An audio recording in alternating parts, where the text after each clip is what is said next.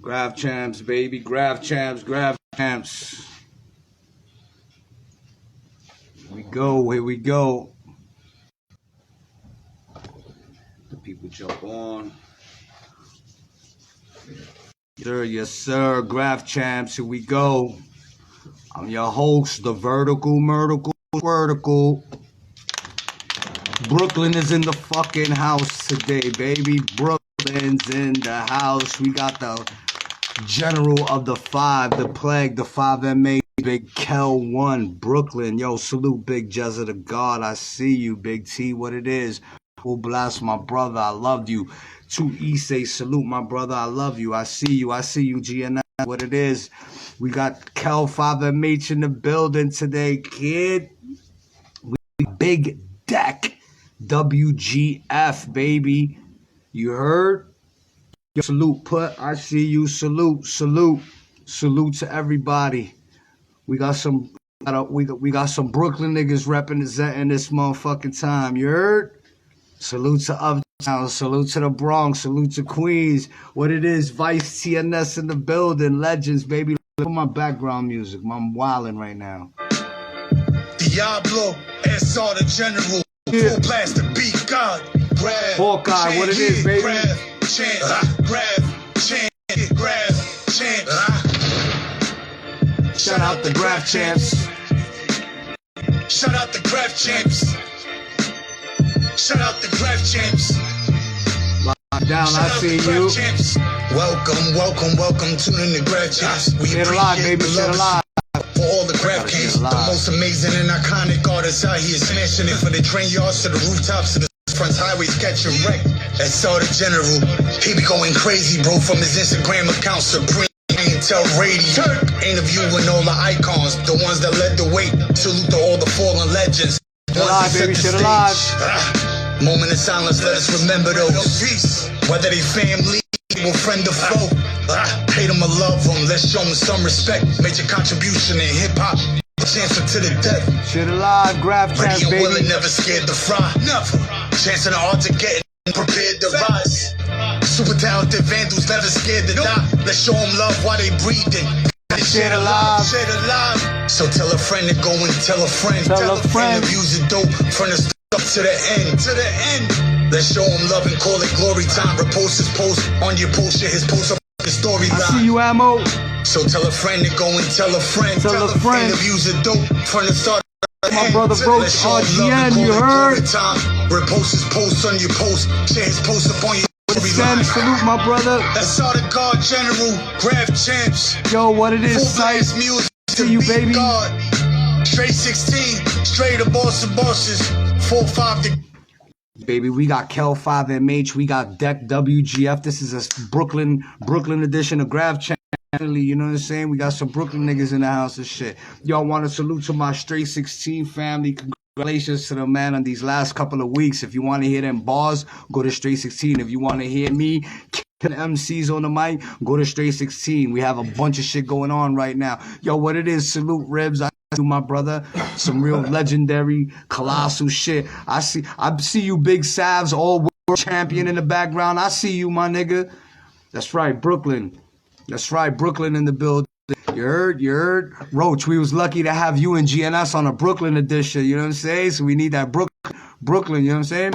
Everybody stand up. Now, let me see what's going on over here. I'm going to do Deck first, so here we go.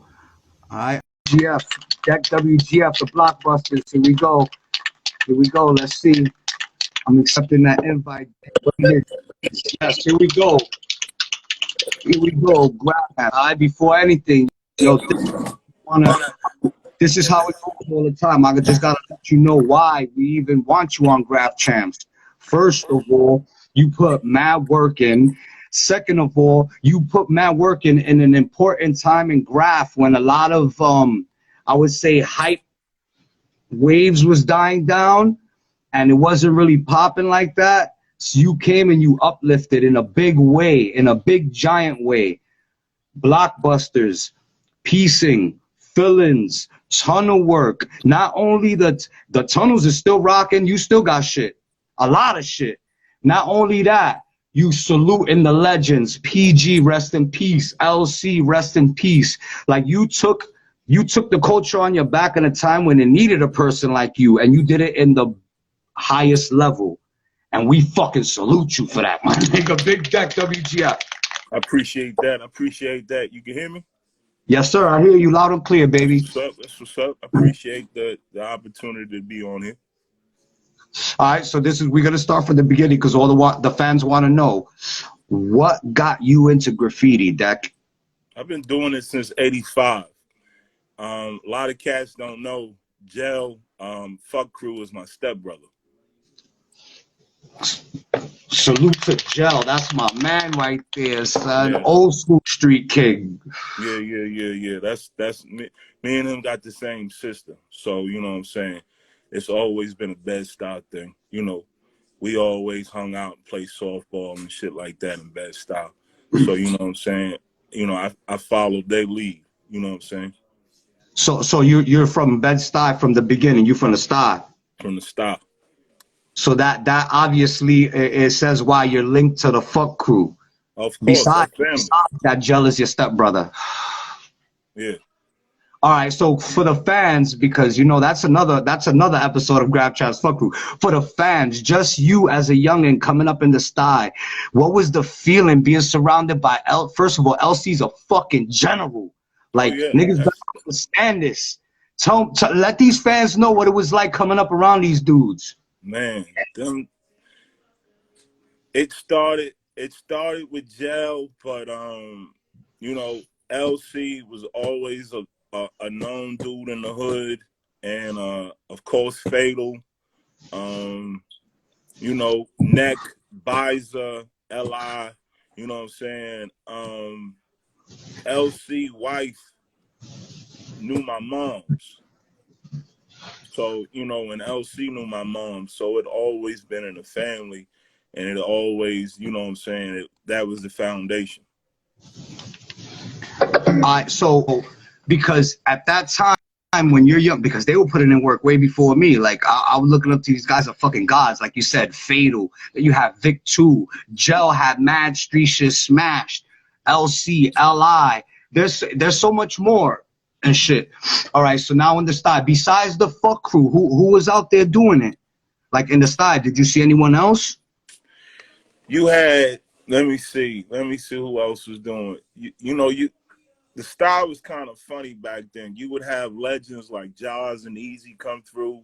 You had J.A., you know, when 501 had their big run, like 88, you know, 89, you had Fog, Sign, you had Astro, then you had Chino, you know what I'm saying, and Trim, you know what I'm saying, because I used to live off Myrtle Avenue, so, you know, that's a big strip, you know what I'm saying, so, you know, B54, you had, you know, if you coming from down from Broadway, you know you had to take Myrtle all the way downtown, so, you know, it was one of those things,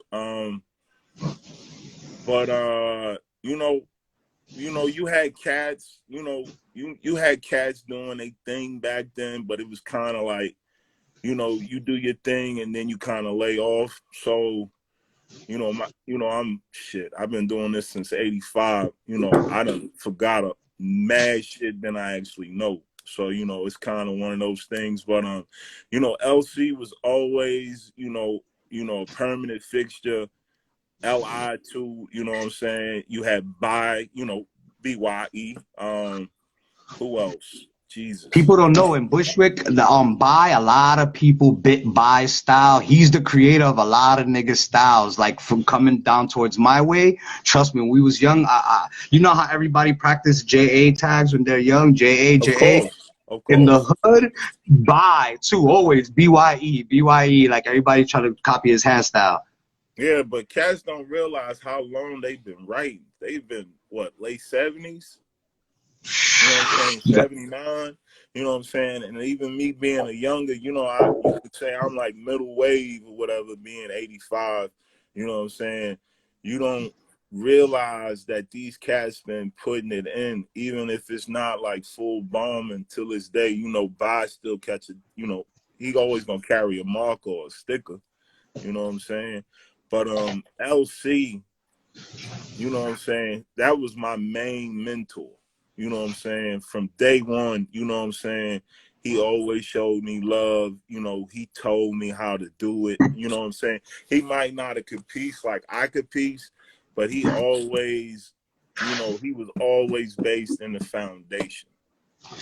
So let's get a little deeper into Deck. How did you get your tag?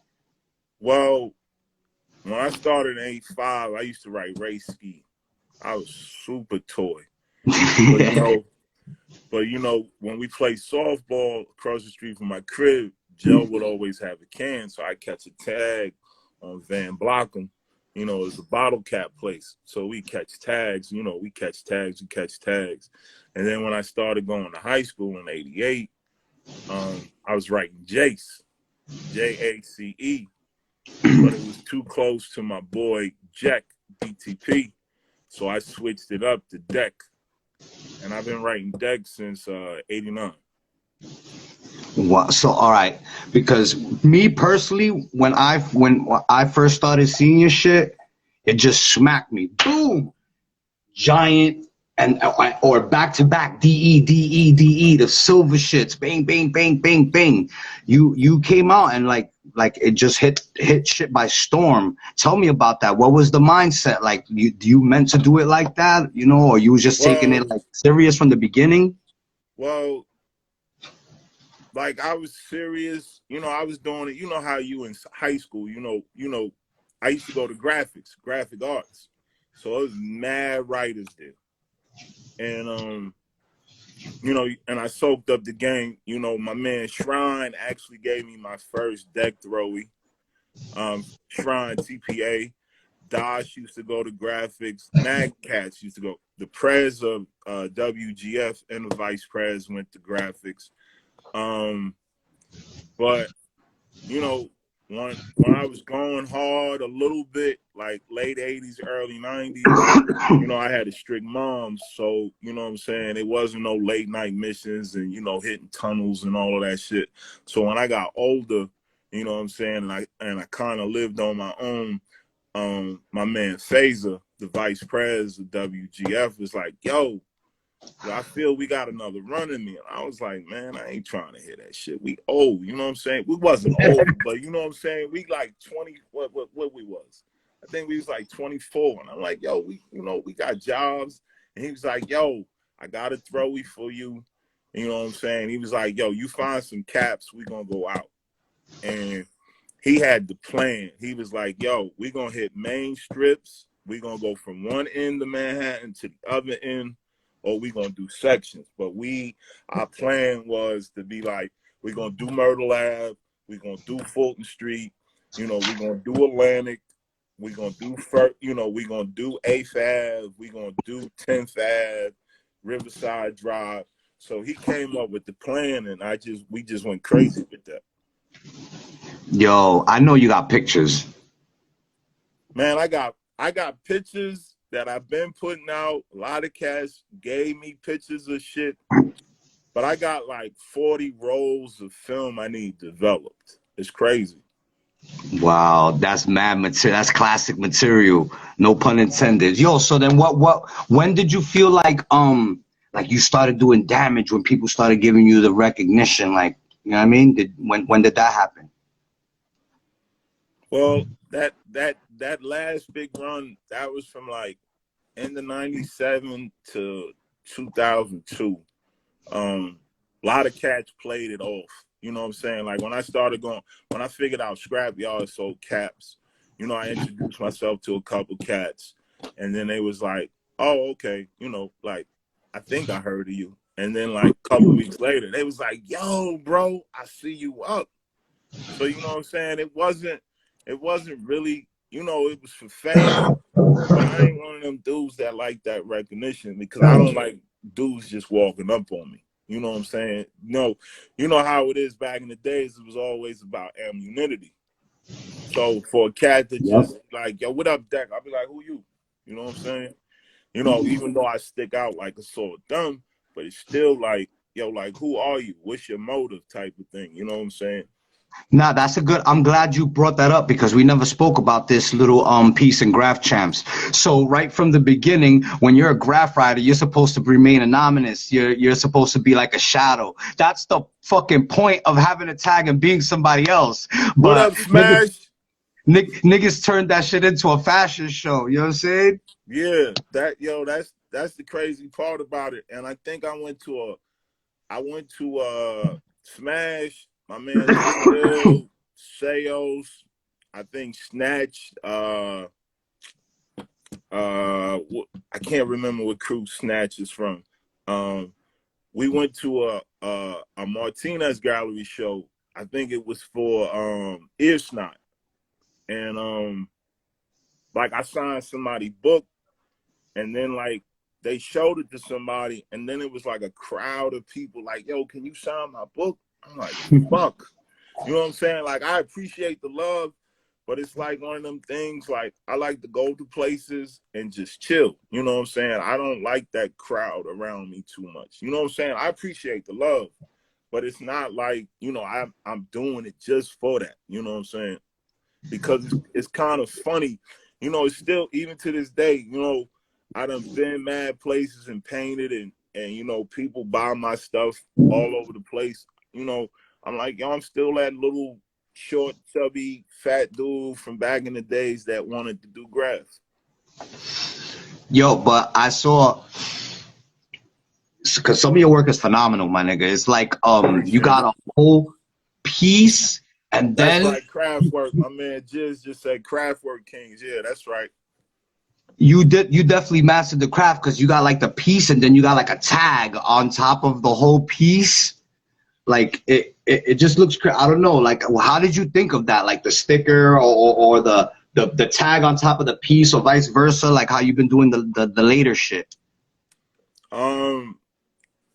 I've always been an artist. Rest in peace, my pops. My pops was an artist, and I picked it up from him. So, like I went to graphic arts, so I always been an artist. So I like to do shit out the box. You know what I'm saying? I don't always, you know what I'm saying? I can get down, I could do 3D and all of that, but to be honest, I be mad lazy most of the time. So I do something to make you think and be like, oh shit, I see it. You know what I'm saying? Wow. If you doing blockbusters all over the fucking New York City, solid, big, double outline, if that was lazy, I could imagine full mode deck. Well, no, I'm just talking about the shit I'm doing now. You know what I'm saying? But back then, like when I did all of those joints, those huge shits, like on the Wilson tracks and the Sutter tracks, those were all done in the daytime. Wow. You know So what I'm saying? what do you like hitting better, streets or doing those spots like that? I love it all. You know what I'm saying? Like a lot of these old cats, like, yo, you gotta, you know what I'm saying? A lot of old cats is like, yo, you gotta do it all. You know what I'm saying? So I never, you know what I'm saying? I'm not, you know, like the homie Scuff. Like, I know he just do his name and tag all day. You know what I'm saying? And like my man Phaser, that's what he would do all day, is just copy everybody else's tag. You know what I'm saying? But I'm not one of those dudes. But if it comes down to doing throwies, hollows, straight letters, pieces, production, I'm down to do whatever. So what is your link to PG?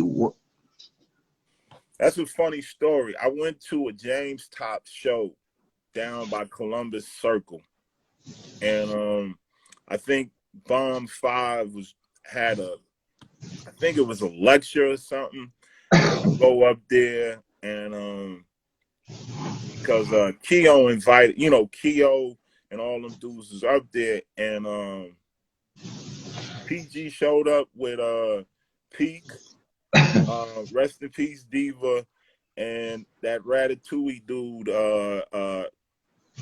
what's his name? Adder. Yeah. You know what I'm saying? And you know, they was like, yo, you know, he a good dude. And I'm like, all right, whatever. You know what I'm saying? And PG was like, yo, bro, you putting in work, blah, blah, blah. You know, and I told him who I knew, and he was like, oh man, you family. And like, I literally knew PG like 6 months before he died. Wow. And me and that dude talked on the phone at least 3-4 times a week. And from that night, we hit trains. That same night, it was James Top, Keo, BT, Burn, RC, Crook, Jesus. We had Blinky from Mass Appeal magazine with us. I know I'm missing somebody else. We went out to Northern Boulevard, to this White Castle out in Queens, and then we went to the Home Depot. And they was like, yo, I want to paint some trains. I was like, man, y'all ain't trying to paint some trains. And we in the Home Depot, and me and PG is racking paint. And they waiting for the dude to come with the key to open the rack. And they was like, you crazy. I'm like, dude, I ain't paying for no paint. You know what I'm saying? Like, I had a couple dollars in my pocket. I'm like, yo, we trying to rock. If y'all trying to paint, I ain't really got no money for paint. I'm like, I don't buy this. So as they waiting for dude to get the paint, me and PG is like literally sticking our fingers inside the gate, contorting it to get paint.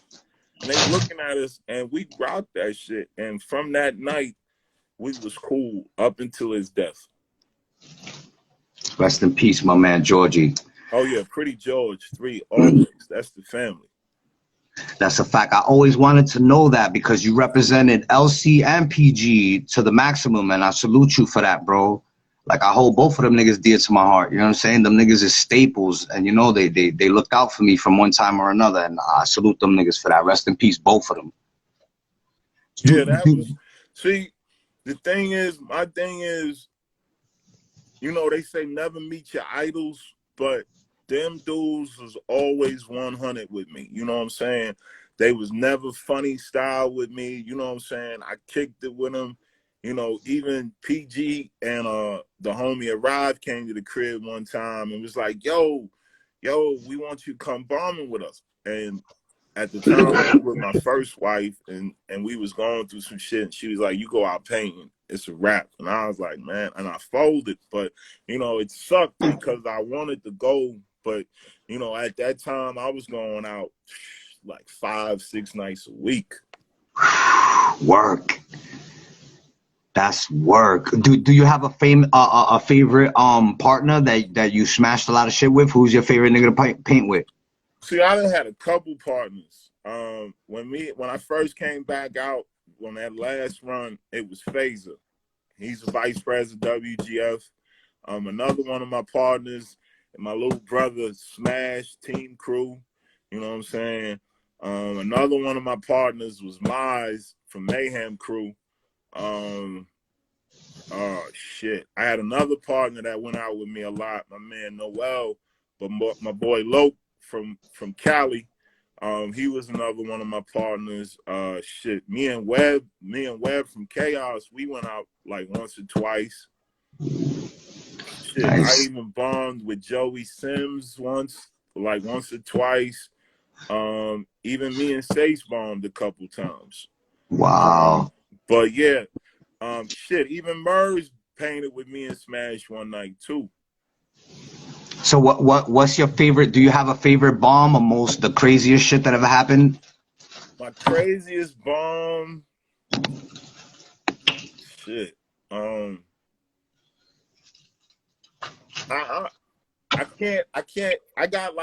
might got like 5 favorite ones. Top number one is probably the night I met Smash. I'm bombing Atlantic Avenue, and I can't remember the side street. And Smash is literally doing an SM throwy and like, you know, like on Atlantic Ave going toward the conduit, you know, those brownstones. So he's literally like, you know, when you go to the basement of the brownstone and you got them 2 little windows, he rocking an SM throwy right there. And I'm like, yo, you right? He looked back at me and was like, you right? I'm like, the fuck? Like, what the, like, and like, I was like, yo, I write deck. And he was like, yo, you went to school with my cousin Design. And I was like, and we painted that rest of the night together. And that been my little bro, that been the homie, that been family ever since. I think The second favorite bomb, I think, was when me and Phaser did 125th Street, and then we did Coney Island. In one night? No, we did. It was probably like we did 125th like on a Sunday, and then we did Coney Island the next Sunday, because you remember back in the day, Sundays it'd be dead. Boardwalk shit. You know, when you got somebody, as long as you got somebody looking out, you can rock, you know what I'm saying? And then, after you walk the block, you let him come down, you know what I'm saying? So that was our thing. Another funny bomb was with me, Smash, and Murs.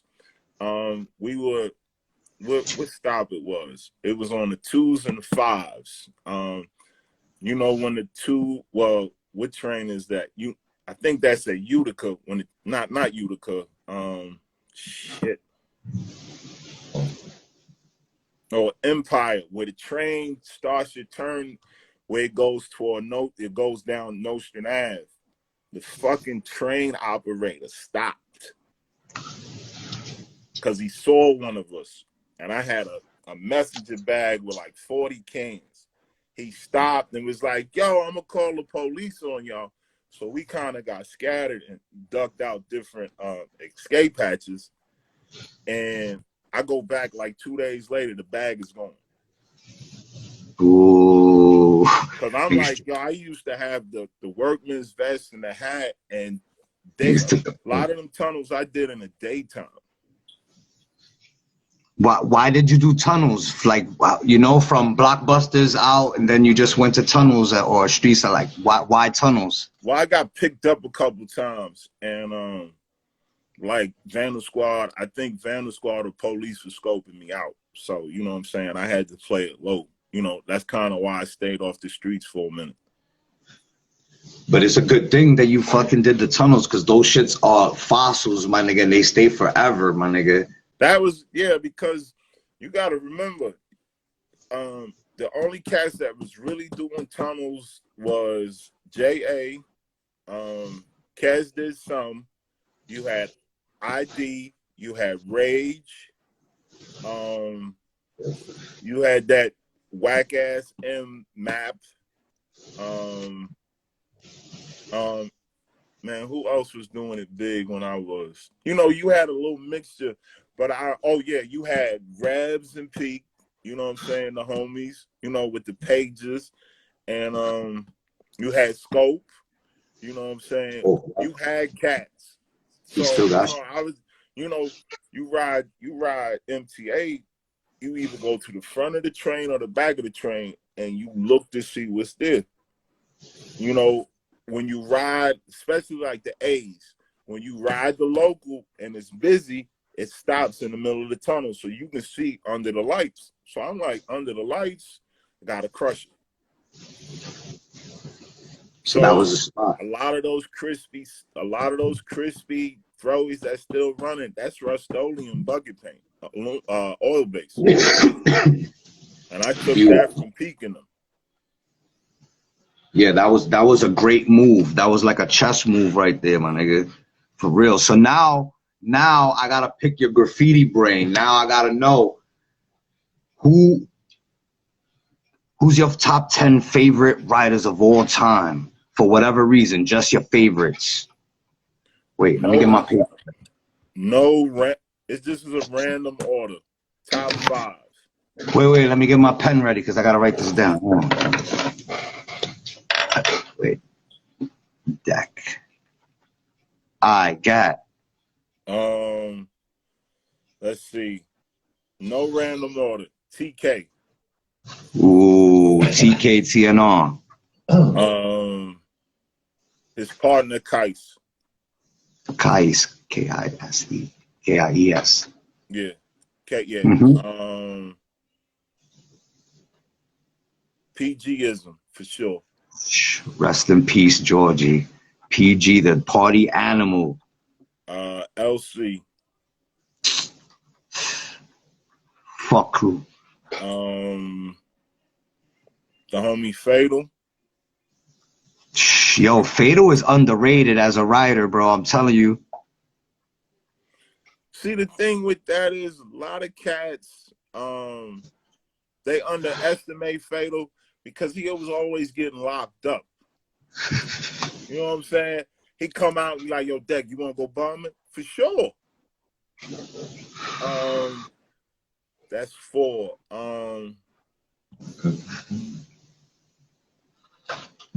Chain 2. Who? Chain 2. Chain 2. All right.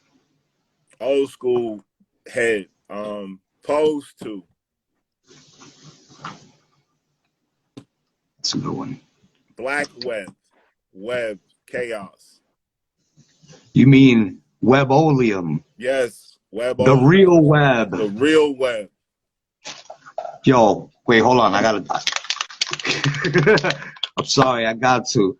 That dude is too dope and classic not to be noticed as the real Web. I don't know how that's possible. I just don't know. Who else? I give it to Scuff. Just, you know, consistency. William. Salute to Scott, baby. Come on, this is the last one, number 10. Shit, number 10. Dondi. Ooh, he went Godfather right there. Dondi. All right, so you got TK, Kai's, PG-ism, LC, Fatal, Chain 2, Pose 2, Web-Oleum, Scuff, and Dondi. Not a bad, wait, hold up. Not a bad list at all. But now we got to go to throwies, bro. You got to give me at least your top 5 favorite throw-ups. Who got the dopest throw-ups? Dopest throw-ups. Of course, you got to give one of them to J.A. Ja. All right. Shit.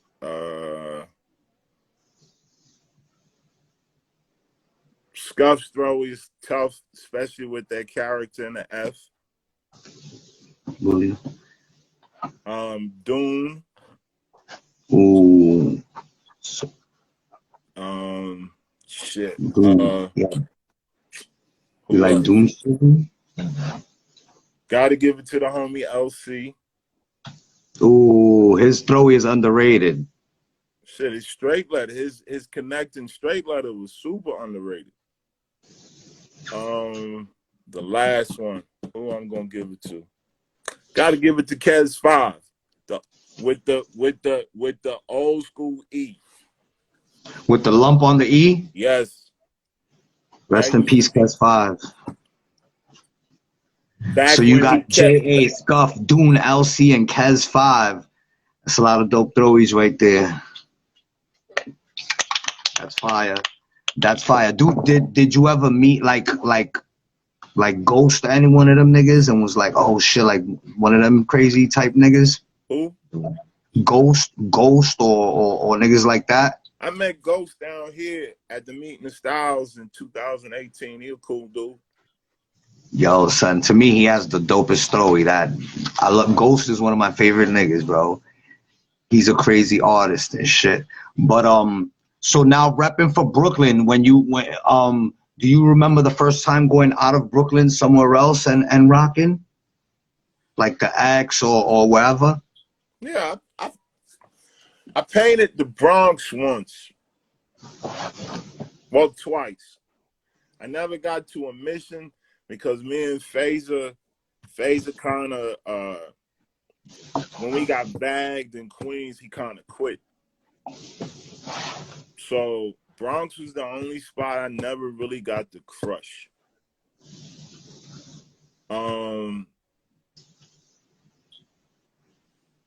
Yeah, that's the only borough. And Staten Island, of course, I did a little something in Staten Island. Like we caught a couple ferry spots and stuff like that, but it wasn't, going to Staten Island, you had to have a car.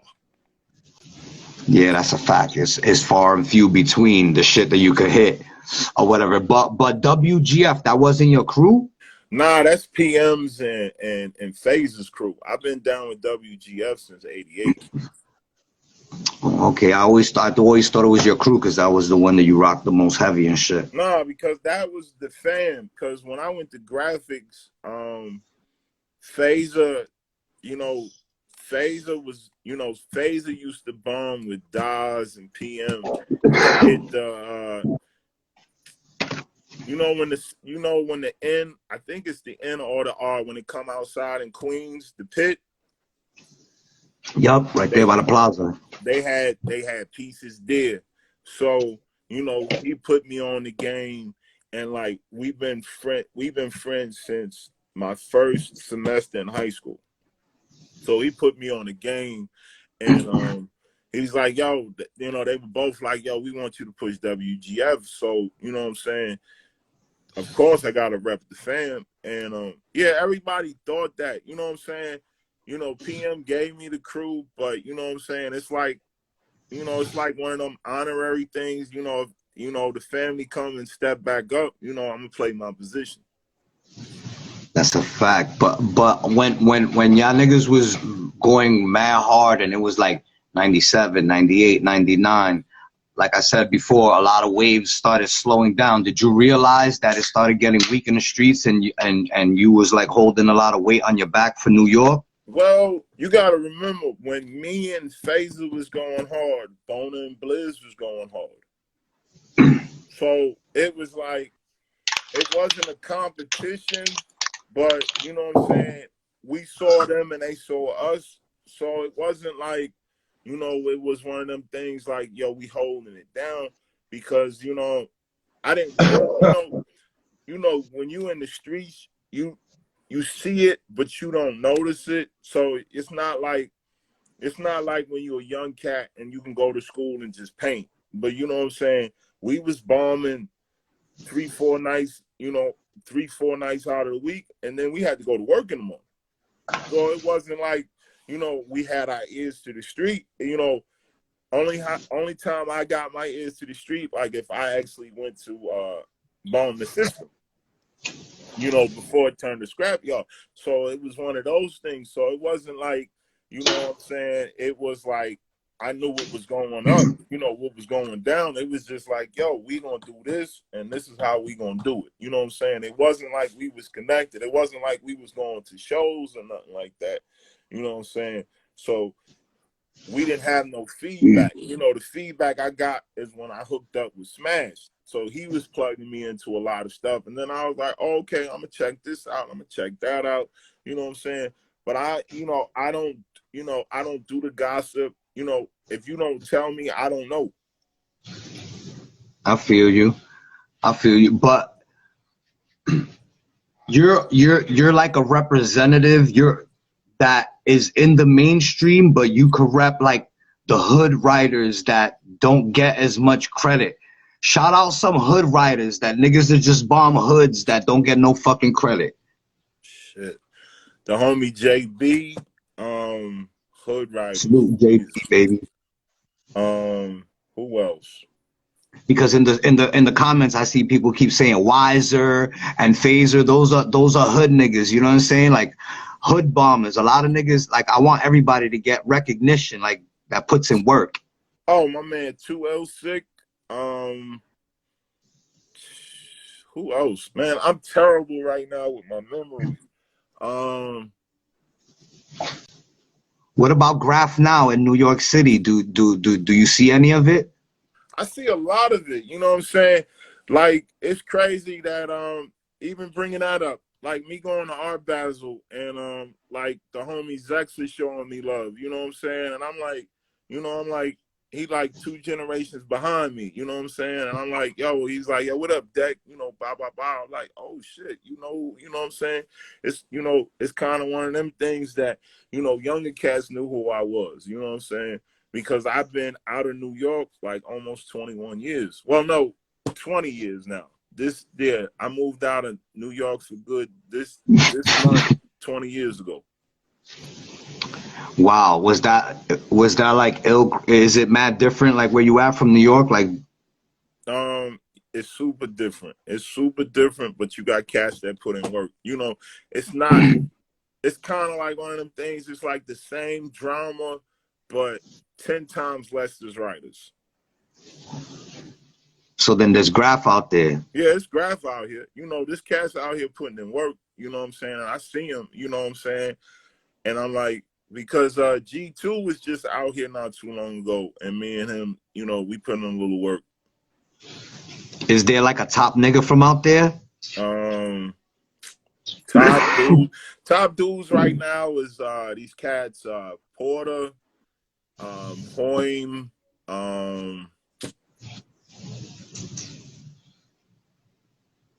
damn, who is these other cats? It's like you got a cat named Gas putting in some work.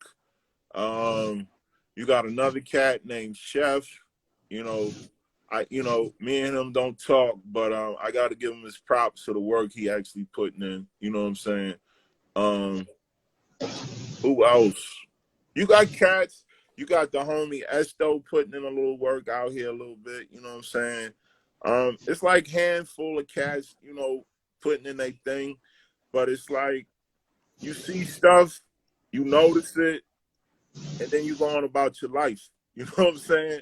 You know what I'm saying? Because I'm too busy doing my own shit. I paint walls, you know, I paint walls out here a lot, you know, even legal, commission, and just guerrilla style. So, you know what I'm saying?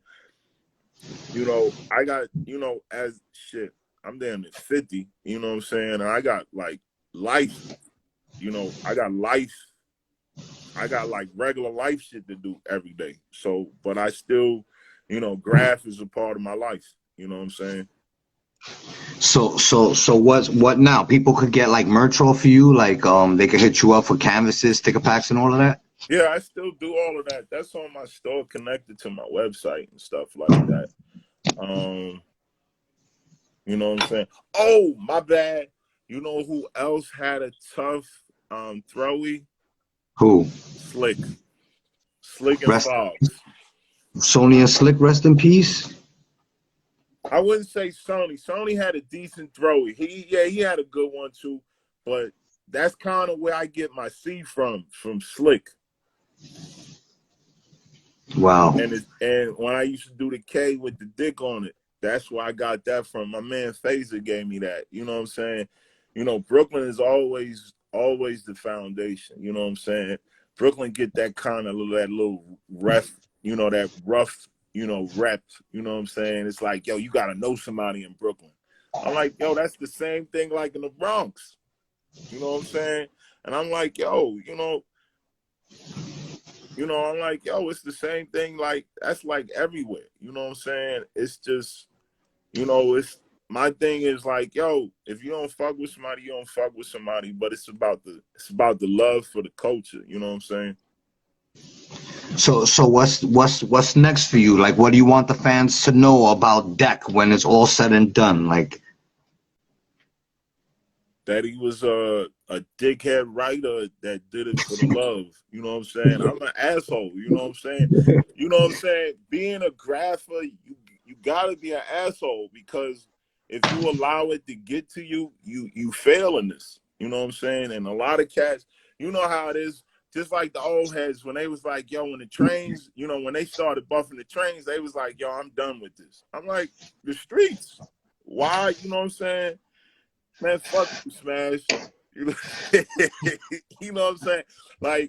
Like, why stop it? You know what I'm saying? Just because one element, you know, one mode of it is gone, why stop? You got streets. Just like OE3. OE3 and Peter 13. They killed trains. When the train stopped, OE3 went to the streets. You know what I'm saying? Just like TK, like cats don't remember Jaws and Easy on the trains. And then that run like 95 to like, well, no, that run they did from like 85 to 89 was ridiculous. facts. Them niggas is the goats. Rest in peace, Jaws. Oh yeah, rest in peace. You know, I talked to Easy once in a blue, and he a cool dude. You know what I'm saying? You know, and that's just the thing. You know, you do it for fame, but you do it to keep the culture going. You know what I'm saying? I don't want it to die, you know, you know, it don't die when you stop writing. You know what I'm saying? And cats don't understand that sometimes. That's why you have a lot of old cats that come back into it, and then they have animosity to the newer dudes that's, you know, getting real money from it. I'm like, if you'd have stuck it out, you would have seen where the transition would have went. You know what I'm saying? You know, what's for you is for you. You know what I'm saying? So you can't be harping on like, oh man, how these dudes is making it. I'm like, they put the work in. They hustled the game. You know what I'm saying? And you can't, you know, two-way say, what's up, baby? You know what I'm saying? And you can't be bitter, you know what I'm saying, because you're not in that position. You know what I'm saying? So, you know, I do it for the next generation, you know, to be like, oh shit. All right, oh, okay, that's how you do it. All right. You know, because cats be like, how can I get into this? Practice and going out at night. You know, I don't advocate anything illegal, but you know what I'm saying? You know, you gotta know, you know, you gotta respect the steps into this. Just like anything, like a trade you might take into. You're gonna be an apprentice, right? You can't just be a master teacher right off the back. You gotta know your craft. You know what I'm saying? Some cats can just tag, some cats can do throwies, and then you got some cats that can piece but can't do nothing else. I'm like, yo, how is that? Like how can you piece and not have a tag or a throwy or know how to do a straight letter, you know what I'm saying? But you can do a full-blown production. Yo, there's a lot of that, bro. There's niggas that's so nice with pieces and can't do a throwy to save their life. Yo, I'd be wondering, how the fuck is that possible? That's because they miss steps. Because when you got movies like when FX and them was putting out movies, they saw those movies. They bought those movies and was like, yo, this is what I want to do. But they didn't know what was involved. You know what I'm saying? You had, rest in peace, Perk. He put in his work. He didn't put in he put in work, but he had a foundation. You know what I'm saying? When Tax Crew and them was doing all those murals, Bio and them was hitting trains. You know what I'm saying? They come behind TK, you know what I'm saying, 170. So you gotta, it's like saying you graduated from high school but you got your GED. You know, you studied for 9 months, now you got a degree, and it's just like, oh, I'm on. And be like, but where the fuck you was all them other years, you know what I'm saying? Yeah. And it's just crazy. But, you know, it is what it is. You know, it's just like that with rap. You know what I'm saying? Like, you know, you can't get mad at stupid shit like that, but then you can still, you know what I'm saying, as long as you know, hold regard to the craft itself, then it is what it is. You know what I'm saying? So at your run came to an end because you moved then, right? Yeah, I kind of needed a change after 9/11. Like, it was crazy out here after 9/11. I used to work for Deutsche Bank. So, you know what I'm saying? And our corporate office was across the street from Tower 1. You know, our main office was across the street from Tower 1. New York was crazy then, you know what I'm saying? And I needed a little change. And my shorty out here was just like, yo, why don't you come out here? And I was like, oh, okay. That's what's up. So where do you, at the end of it all, where do you rate yourself? Where do you rate yourself in the whole mixing pot of graffiti? I don't get it.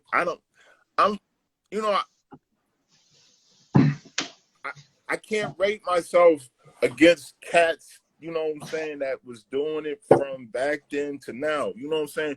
I could never I can never put myself next to like a Chino, you know what I'm saying?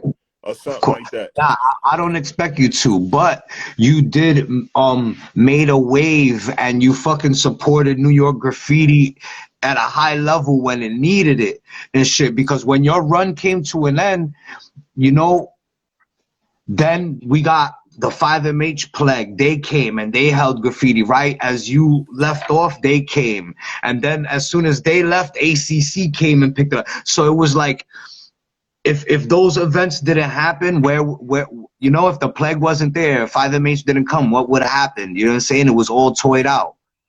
Yeah, but you know, that's the funny thing about 90s. You know what I'm saying? Like after the clean train era was over with, you know what I'm saying? It was kind of like, you know, like you had cats like Poem, you had cats like Coke 2, you know, you had who else? You know, you had cats doing clean trains for the flicks. So you know what I'm saying? It was like, yo, the shit was on steel. You know what I'm saying? Even though it didn't run, but it ran to the, you know, it ran to the yard. You know what I'm saying?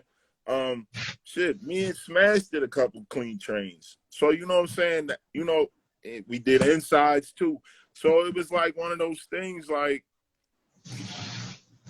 it's, you know, like it's fucked up. You know, cats fall off. Cats, you know, it's life. You know what I'm saying? Some, you know, when cats fall off, you know, there's waves. Like you were saying, there's waves. You know, it was us. It was Mona and Blizz. You know what I'm saying? It was 5MH. 5MH. The homie Ewok was with them. You know what I'm saying? Until they got bagged and shit. But, you know, it's always waves. You know what I'm saying? You had, you know what I'm saying? The first wave was OE, you know what I'm saying? And then the second wave was Jaws and Easy. Then that, you know, that third little wave was TNR and 501, you know what I'm saying? And then boom, boom, boom. You always had that wave, you know what I'm saying? Because it was like you get a couple dudes together and be like, yo, we're gonna go on a run. And then, you know, even in that wave with 501 and TNR, you had that wave with Fuck Crew. And you know, them dudes showed me how to do it. When I saw the fucking U-Haul truck full with paint, I was going crazy. And they was hustling hard and just buying a fucking U-Haul full of paint. Dipped in low. Baby. Dipped in low. They bombing with low. That's a fact. I bonged with LC and he had on a bare knit and a big giant chain. Dipped in low. I was like, yo, you know what I'm saying? LC used to tell me stories and we just sit in his kitchen. He smoke weed and he do his little throwy, you know what I'm saying? And that's how I met JB, Rob 3000, you know, what it was, Rob 2000 or 3000. I can't think of it right now. 2000. 2000. You know what I'm saying? And those are like the young cats. And what's the other homie that used to be with him? Damn, I can't think of his name right now. Damn, I can't think of his name. He another little homie and shit. And they was soaking up the game. And you know how that be like, Deck, like, yeah, I think I heard of you, like, yo. And then, you know, he'd be like, yo, Deck a old head. I'm like, I'm not old like you, but you know what I'm saying? You know, like I'm old, but I'm not ancient, you know what I'm saying? Because you know how that is when you a young dude and you hear like somebody like an old head and they be like, man, who this dude? Like, who is he? You know what I'm saying? And then he's like, oh shit, he is like putting in work. You know what I'm saying? And it always been about that. It's just been the work. You know what I'm saying? It ain't, you know, it's like the fame come. You know, if it come, it come. But I wanted you to know, like, yo, you see a deck tag, you be like, yo, he did his thing. You see a DE throwy, you be like, this motherfucker didn't leave me a spot. He went big. Yo, so, but did you see, of course you seen Deck VIC coming up when you was younger, and then you see Deck 2DX. See, I'm VIC too. Much respect to him. He had the M's and the J's on lock. Much respect. You know what I'm saying? Because before him, you had Deck 7, you had Dexter, I think you had Deck 13. So it was a couple of different decks, you know what I'm saying? But it was never, you know what I'm saying? It's just, I love the ECK connection.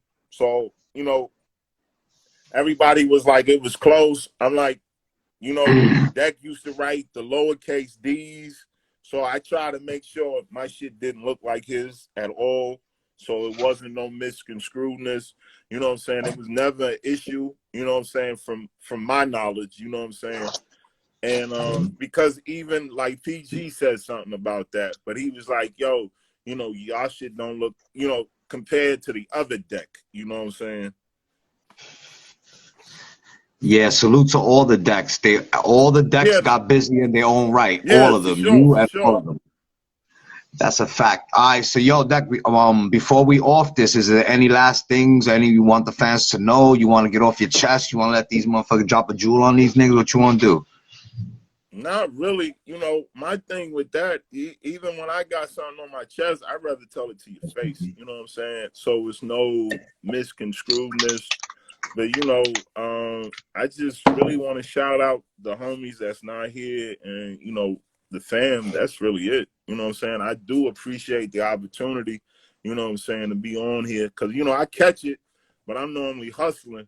You know what I'm saying? And I'll be like, oh man. And then when you approach me, I was like, that I'll do it, because I don't really do interviews. You know what I'm saying?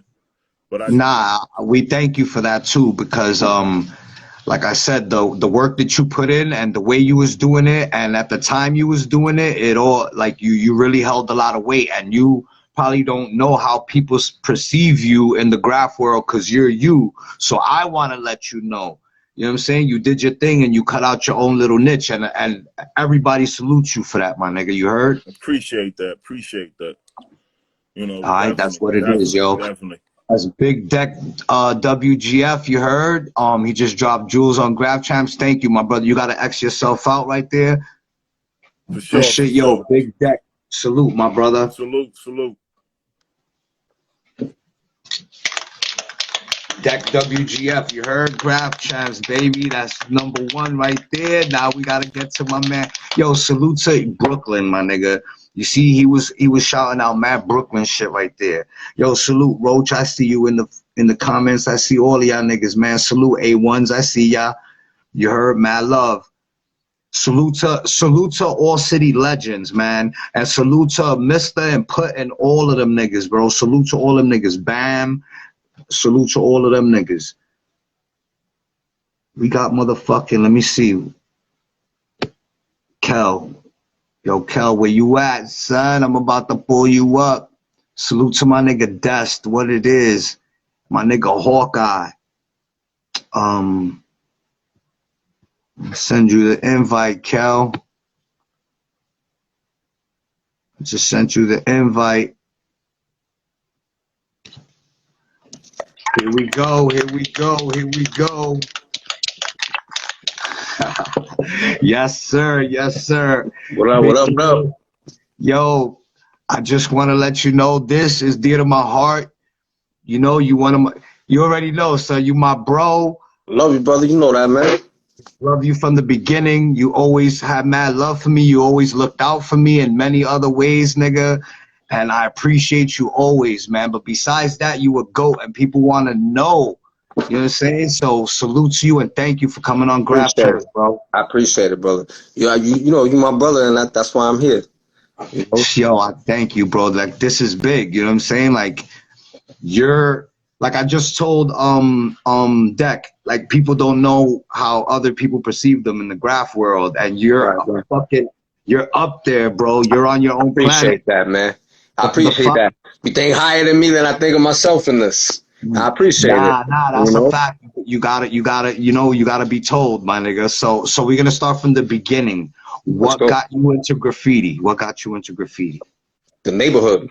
You know, just like Which is what it was, neighborhood? What neighborhood? it was that. So I grew up in Bensonhurst. You know, Okay. a stone's throw from Coney Island, Gravesend. So I grew up heavy in Marlboro, grew up heavy in CI. You know, but I lived in Bensonhurst. I was from Bensonhurst, 84th and 20th. You know, and it's just the neighborhood, just seeing shit. You know, I had the B train. I was 2 blocks from 86th Street where the B line is. You Yes, know, sir. so I used to see everything on the B line, all of the insides, all the pieces, and then just local cats in the neighborhood, you know, and that's it, man. I don't know. I guess just neighborhood shit. That's just what got me into graffiti. But at what age? What age you was looking at it and was interested? I don't know exactly. I would say like pretty young. Looking at it pretty young.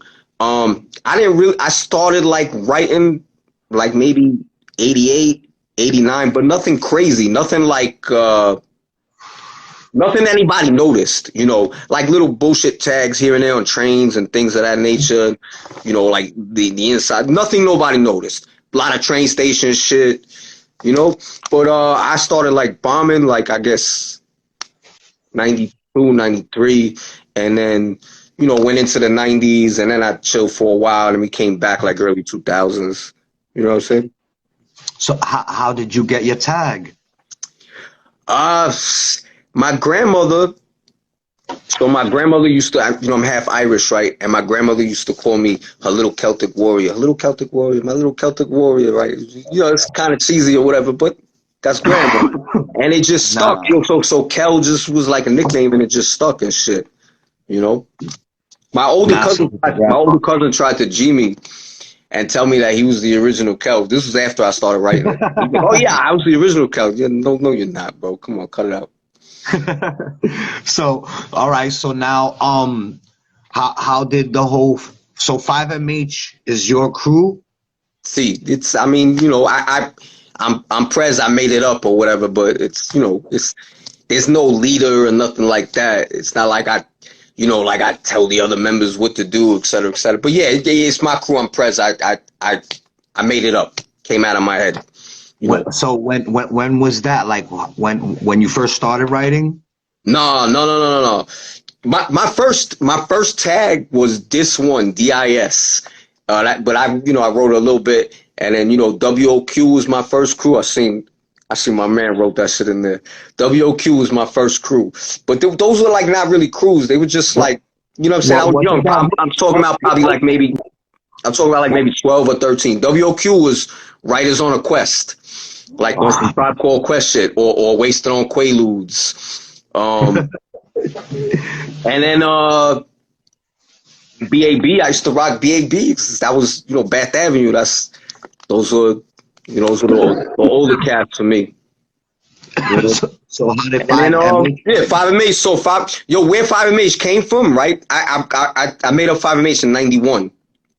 Where that shit came from, that shit is directly and heavily influenced by 7DS, because I always thought crews with like a number in it was fresh, and we used to call ourselves hoods, hoodlums, hoods. So it was just, I don't know, 5 million hoods. We were deep. Why not? It worked out. And the first thing I did was I called BL, and I was like, yo, let's, we're gonna run with this. And then we just rocked it and just, grew. But 5MH was like on a crew, like we were all together before it was 5MH, because, I grew up with cats or whatever. Shout out to Skid. I see, Skid, welcome home, brother. I see Skid in there, I see Meezy in there, Reels. Salute, Skid. DFA, baby. Yes, sir. DFA all the way. Burnside. So before it was even 5MH, y'all grew up together, basically. Yeah, I mean, we were friends for a lot of years, for a long time. I've been friends with BL since we were like little kids, man. Like that's my boy. Like all my Marlboro cats have been friends since we were like 12, 13. So he was the first nigga you called, yo, we running with 5MH. 100%. 100%. That's my ace. That's fire. That's my VP, I guess. I guess we would say that. Because I remember young, Videograph come out, we all hype like, yo, shit, I want to see this shit like this, boom, and then I see a young Kel. How did that happen? We sent them footage, man. We were hyped off the first few Videographs, and we sent them footage and shit, and they threw some shit in there. They opened up Videograph 7. They opened up they had, shout out to Hurricane G, rest in peace, because they used her for the intro. Rough shit, man. You know how we do, and they cut that up from the Redman shit, and it's me doing the outline on the token booth. Yeah, did that shit boosted your shit? I guess, yeah. I mean, yeah, I would imagine so. It's bugged out, right? Like, because, fast forward mad years into, like, the internet age, I'll have cats that'll like DM me and shit from like other countries, like New Zealand, Germany, this place, that place, and they, you know, they'll be like, oh, yo, you were a big influence to me, and I'm like, how? I'm from a little pocket in Brooklyn. You're from all the way on the other side of the world. How can I fucking, you know? So it was Videograph because that was before the internet. Word, that's a fact. That was before the internet. Now everybody sees everything. Yo, Riv, I see you. DAB. Yo, so now, all right. So now, you form 5MH. Boom. So now you start going hard. When did you start like noticing that you're getting recognition, like people is seeing your shit? I don't know. I guess when you meet cats, you know, because again, like this is all like way before the internet. Now it's the all different. You know, like you got beef with somebody and you DM him in all capital letters or some shit. It's retarded, bro. But then it was, you know, it was just, I guess the only way to link graffiti writers, you know, outside of just the streets would be like through graffiti magazines. You know, magazines were out. And then Videograph. That's it, really. What else? There was nothing else. You know, so feedback I got was just meeting people. You know, bumping into people on the street, like, yo, you know, what you write? Oh, shit, what's up? You know, I seen you did this spot. I seen you did that spot. You know, that's how I connected with a lot of people, too. You know? Yeah. That's how I connected with you. Like, because I connected with you through RFC, and I connected with RFC through painting. I met Rost, AOS, and I don't know, somebody else. They rolled up on me on like After Place, like it had to be like 90, and they put me down with RFC. Ross was mad short. He was on rollerblades. He was like, yo, push it through. We started running from cops, and then I never seen them again after that. Right, I never seen them again after that at all. Until like a year later, I ran into, it was me, Suave, and like maybe my man Wiz or maybe my man Meezy, and we were by Tower Records, and we were taking pictures. I was taking pictures of some pieces that were in there, and Sabe, Dope, maybe Ed or somebody or Mate was bombing. They were taking tags, and we stopped them. You know, it was just like, yo, what you write? And we started talking, and me and Sabe kind of clicked.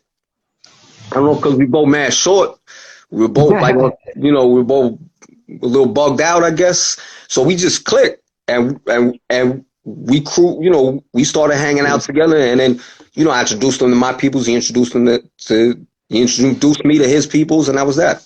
I actually kind of not really had beef with RFC, but I had beef with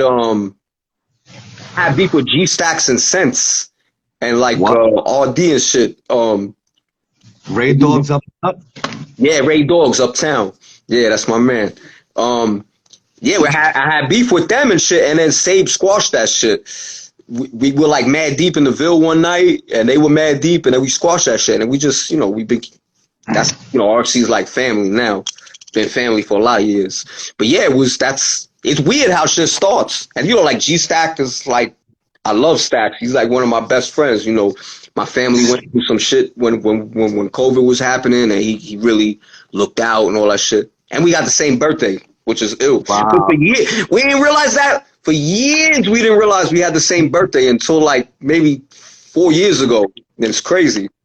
Yo, I salute G Stack so much. He's my first guest ever on the first Graph Champs. He started me off, my nigga. Really? Salute. Nice. Yo, that's my brother. I seen that. I watched that interview. I didn't realize it was the first one though. But yeah. That's good peoples, man. He's great peoples, you know. That's a fact. Yo, so now hanging out in the RFC era, yo, there's so many stories to tell, bro. It was so deep, so wild, crazy. The streets was popping 90s. Yo, give me a story, RFC story. Yo, RFC was those were wild times, man. RFC is a really important crew to the backdrop of New York City, like early 90s ever. They really, really are. And I say that because they brought there was a lot of crews together that like came under that was like under that umbrella, in my eyes at least, because I like had I not been hanging out in the Ville with them, I might have never met you. You know, I probably never met Turk or, you know, a lot of cats that like I might have not met unless I just bumped into you in the street or some shit. But they brought a lot of cats together. And That's a fact. I would have never met no DFA. I would have met no yeah, for 5MH. sure, I for would have sure, met none of them niggas. for sure. That's where all my Bronx family came from. That, you know, that's where I started fucking around with everybody in the Bronx, and I was in the Bronx heavy then. You know, That's a fact. And not shout even out on to some paint, not even on some painting shit, on some graffiti shit, just on some chilling shit. Like that's family. Like I be on DFA block on Burnside. You know, I used to be in Kingsbridge and shit. You know, Say was over there in Kingsbridge. He had a spot. Turk was over there in Kingsbridge for a little while too. You know, they had the acid spot was up the block that we used to frequent, the Tabitha spot and shit. You know, and then yo, Med. You know, I used to chill up in Tough City with Med, early Tough City, when he used to be on the concourse, when he was in the apartment. You know, it changed like 3 times since then. And then yeah, that was like my big bro and shit, you know. And then KGB, you know, Rhino and all them. Rhino was fucking family. So I was in the Bronx pretty heavy for a while. Not bombing, not painting, just chilling, you know, just with the fam. Let's get into the dynamic of the 5 and shit. So you Oh, got like Jukes and fucking 9 Volt and Suave and BL and even Echo wrecked off a couple of times and shit. I seen Echo 2DX Echo? no the girl Echo. Nah, she ain't down with 5MH. No, I seen her wreck Nah. off with she had a filling on my block with 9 Volt. I woke up one day, I was like, oh shit, that's crazy. Yeah, she painted with Volt. She bombed with Volt, but she wasn't down with 5MH. Unless Volt put her down with 5MH, and I wasn't aware of it, but she Nah, wasn't. I didn't But see she's her. I cool didn't though. see her push it. But you know, but I give Echo props, man. She did her thing. She got busy. You know, there's a lot of chick. Echo, who else? There's actually a lot of chicks out right now that's bombing. You know, Claw 17, hell yeah. Miss 17 is king of New York, or queen of New York City street bombing. I think. Like she's really been pretty consistent. You know. Yeah, that's a fact. And when she's not over here, she's smashing some other country. So how could you even keep up with somebody like that? Yeah, her and Yes too. You know, they did a nice Europe run. You know. Yo, so now So the 5. Let's talk about the 5, right? So I want- definitely me. The plague would be me, Jukes, BL, Suave, and 9 Volt. You know, that would be the plague. That would be, I guess, like the core foundation of graffiti in 5MH. Because 5MH is not a graffiti crew. Right? A lot of people get that shit confused. Like I told you, we all grew up together, right? It's a majority of my team that's been like the foundation, the day one cats, they're just neighborhood cats. They're just project heads, Marlboro cats and shit. Like nobody's, you know, some were hustlers, some were stick up dudes, some were regular working dudes, but it was only a handful of writers. And then as we ventured out and I met other people, you know, I would put this person down, I put that person down, and other writers got put down. But the core of 5MH is just a bunch of cats that grew up together, friends. Majority are not writers. You know? So when the whole thing started, like just that assault from 99, 2000, what was it, 2001, 2000, you know what I'm saying? The plague assault. So the plague run was like early 2000, 2001, and that's it. We got bagged around 2001, not long after September 11th, and then we just called it because we were like, fuck it. Vandal Squad started harassing me. You know, word? I didn't even know. They were calling the crib. They were calling the job. You know, they were telling me that I need to make an appointment with them to come get rearrested. I'm like, yeah, that's, you know, I'm not doing that. So, you know, and I just, it wasn't even like, you know, I'm like 90% sure that they were bullshitting about everything, because I think if they really had something to lock me up on, they would have just came and picked me up. but they never did that. So one day I told him, I said, look, yo, please stop calling me. I said, if you need to talk to me, I said, here's my lawyer's number, call them. And that was the last time I ever heard from them.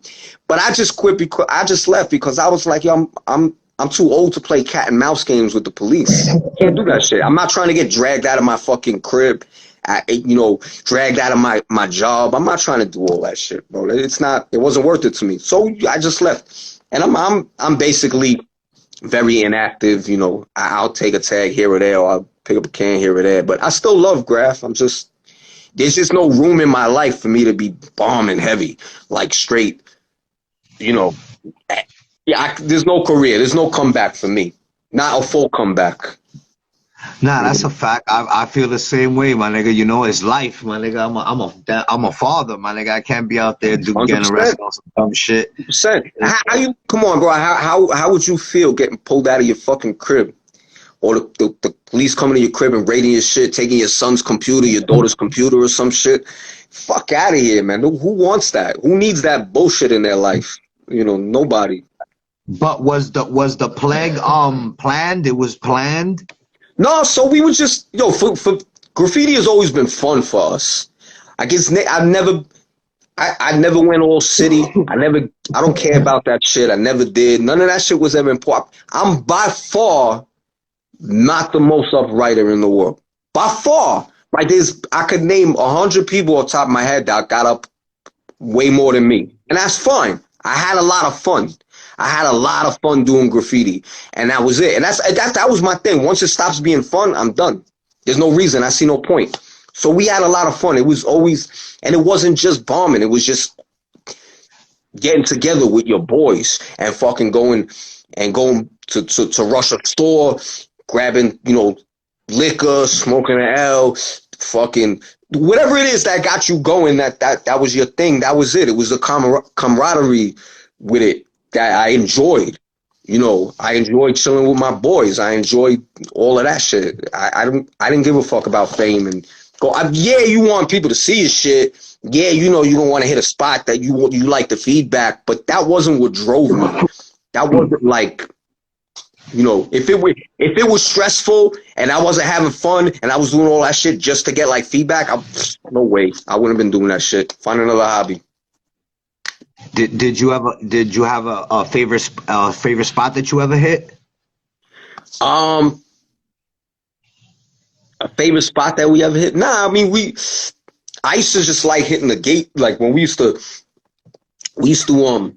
back to back everything. We didn't even call it back to back. We used to just call it. We used to plague the spot out. That's kind of like where that shit really, where we really started running with it.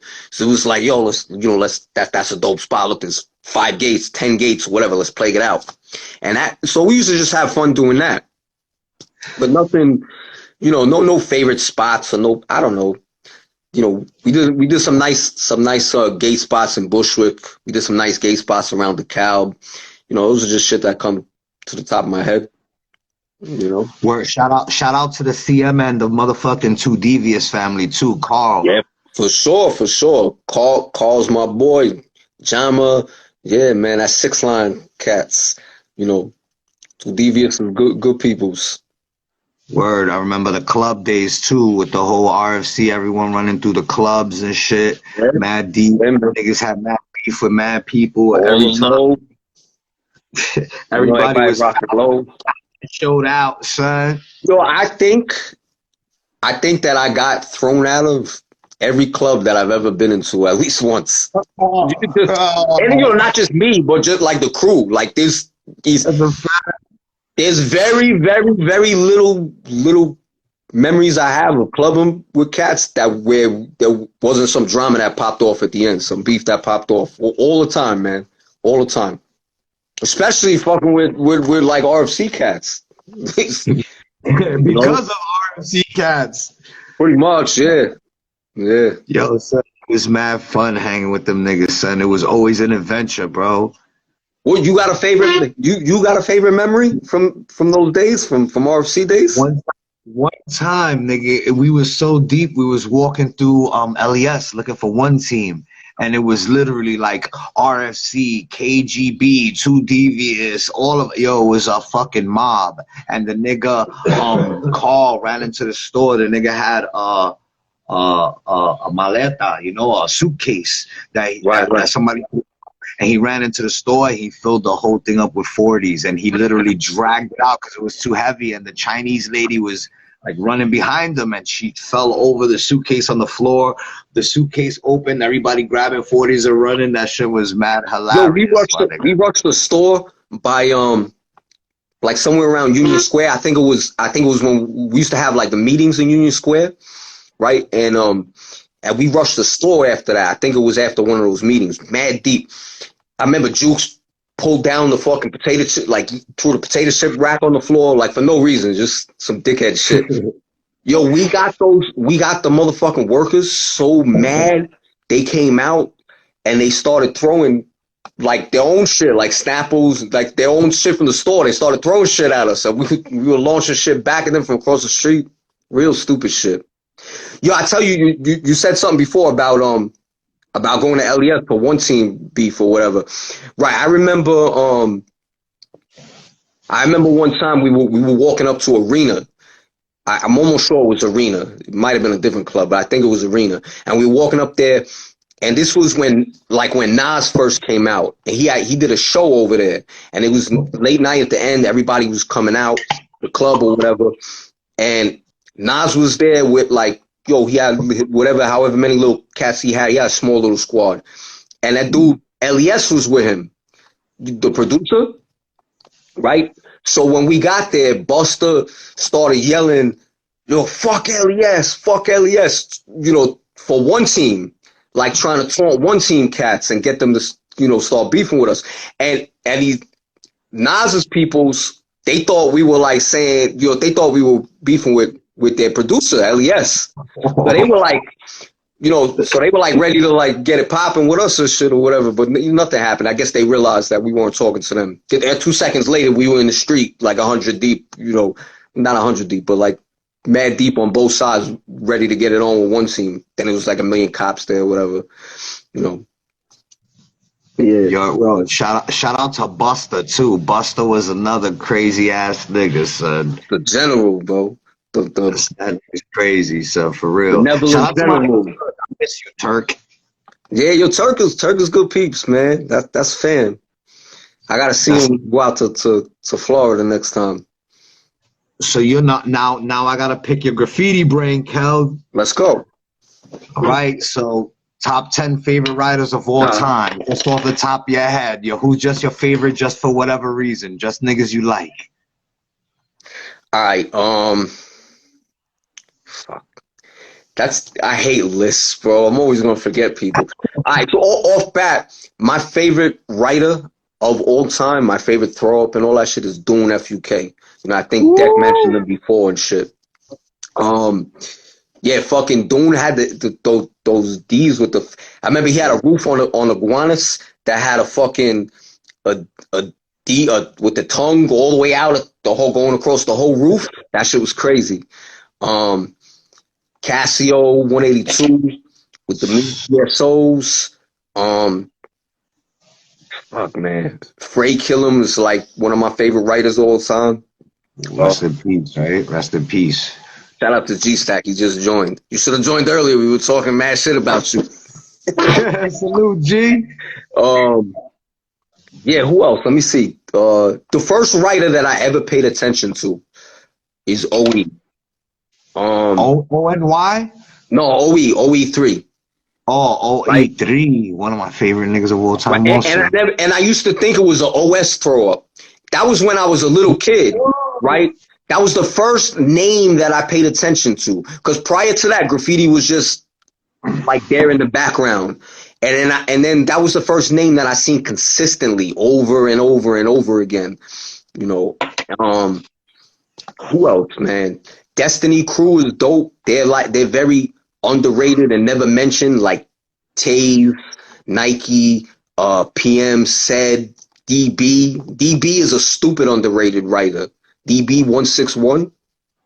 Nobody mentions him. He had wild loose styles. Like, he reminded me of kind of like a Ghost or a Strider. He just had like very loose styles. Like, everything was like wavy and bubbly, and looked like, you know, everything looked very like drug influenced. You know, but DB had everybody in the neighborhood shook too. Motherfuckers were scared of him. You know? Goon. Yeah, he had, cause he used to pop out. He used to pop out on the dead tracks with like machetes and all this shit, you know. And he had beef with goons too. Like, he had beef with like you know, like ACC and shit like that. But there was a lot of cats that were, yeah, fucking Tommy Zine. I see my boy Zine up in there. That's DB. That's one of DB's right hands and shit. 161. Salute.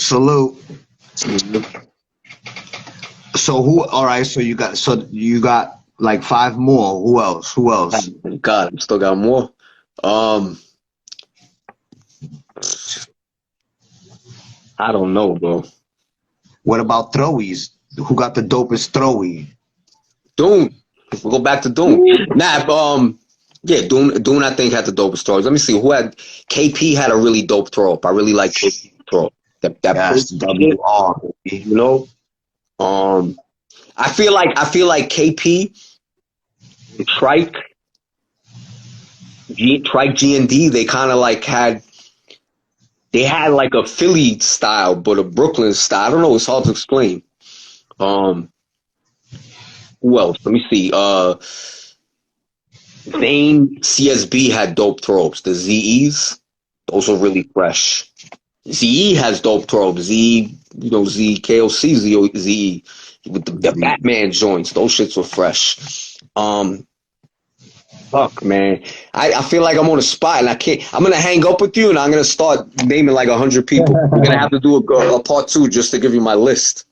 I'm gonna come up with this shit during the week. Because I got like Ghost and fucking crazy. Reese is crazy. Reese. Ooh. Fuck, man. TK is crazy. TK TNR. He had crazy throw ups. That's right. Giz had crazy throw ups. The like G's into the I's into the Z's. Those shits were crazy. Who else? I'm trying to think. Yell had a crazy throw up. Who? BL. MQ had a crazy throw. Somebody's writing MQ in there. MQ was ill. Hell yeah. BL had a dope throwy. BL's throw up is stupid original, bro. That shit. BL's throw up reminded me of like a bulldozer or some shit, or like a tank or some shit like that. That's what the shit reminded me of. And his shit was people that had no bottom. Yo, so Jukes. I'm gonna tell you something, right? And I've been saying this for a while, and I wholeheartedly believe this, and not because it's my home team, but I feel like Jukes is the most underrated bomber from my time, style wise. You know, style wise, when people start talking about who's the illest bombers the 90s, nobody really mentions him, bro. And he had crazy shit. I have black books upon black books and just sketches and shit that he drew in the crib on napkins or whatever. So I really know how ill he was, you know? Yeah, there's a lot of writers like that don't get the credit because they're just known for their throwy and their ups or whatever. Yeah. Nah, whatever. Jukes 9-volt has a fucking super straight throwy too. Like his fucking lightning bolt always came out mad fucking pointy and straight.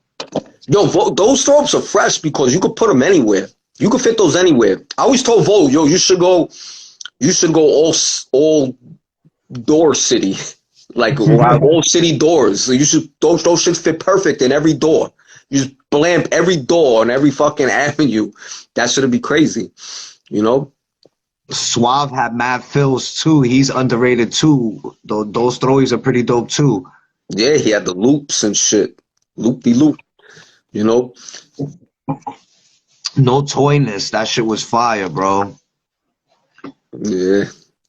Black fillings. I seen I did the whole back-to-backs with the black fillings with the baby blue outline, and then you had like the nervous wavy outline. The shaky thing. Yeah, I did that shit a couple times. Yeah, that shit is fire. I did that shit. The first time I did it was on I think like on a freight or something, and I wrote something like I forgot to take my medication today. I feel shaky, some shit like that. But That's fire. So in Coney, there's a lot of niggas popping and shit like that. So coming up, did you like, did you share cool with them niggas like around your way and shit? Like, let's say like fuck your life niggas and like, cause I know there's a lot of niggas from Coney and shit like that. yeah, well, I mean, fuck your life they're not really writers though. They're just hood cats, That's them shit, and his people's from his jacks and his block and shit. They're not really writers. They're probably with some writers. Like I wouldn't really consider Nems a writer. I'm sure he'll tell you the same thing. Yeah. I mean that's Nems he got his lane. He'll tell you that shit. He ain't a writer. He got his lane and shit. I say the cats that were bombing in Coney Island, Sil and Daz. I think Sil is Nem's cousin actually. Daz, Zoot's crew, they used to get busy out there. They from like Trump Village and shit. But we didn't, I didn't really rock with them. But like Jukes had beef with Daz, so we used to, we just kind of had beef with them and shit. Feb got busy. I was just gonna say, I seen ESF just wrote Feb. Shout out to ESF. That's my dog. Feb got busy, bro. Feb used to do these faces. How about before Sabe was doing faces with all of because I feel like Sabe kind of blew up faces or as a throw up, right? Before him, Feb used to do faces like late 80s, early 90s. He had Coney Island a lot. He used to do these faces with like I'm not sure if you know who I'm talking about or if you've seen him. He used to do these faces with like a backwards baseball cap. I think they used to have goggles, like ski goggles and shit. Yeah, nah, and I seen his tags too, Feb. Yeah. He had mad tags, mad. He had shit smashed actually over there. Yeah, Feb had mad shit in Coney Island and shit. Mad skinny cap tags that nigga used to have. Feb. The other, like I'd say, other writers from like, I'm trying to think what other writers were from over there like that were really getting busy like that. Shout out to Peter Ammo, son. That nigga sent me a song that I was gonna put for the background of the commercial, but I couldn't get it from where he sent me onto the thing. Fuck. Yeah, Ammo's a beast on it. How come there's no Ammo SR joint, bro? I don't know. Ask Ammo. Tell that nigga to hit me up. You gotta make that happen. Let's make that happen. That's a fact. Nigga. That'll be fresh, man. Yeah, Ammo's a beast on a microphone, man. Been for a long time too. Word. So could people get merch off of you? Well, I mean, I really don't have no merch. I got like sticker packs and shit like that. I do canvases and shit. I do art and shit on canvases, but I don't really got no merch, like no shirts, no shit like that. Maybe if I print shit up here and there randomly. You gotta do a pin. Yeah, I mean, Jackie's been telling me to do a pin for a while. Actually, Elsa's been telling me to do a pin for a while through Jackie, through the old city spot.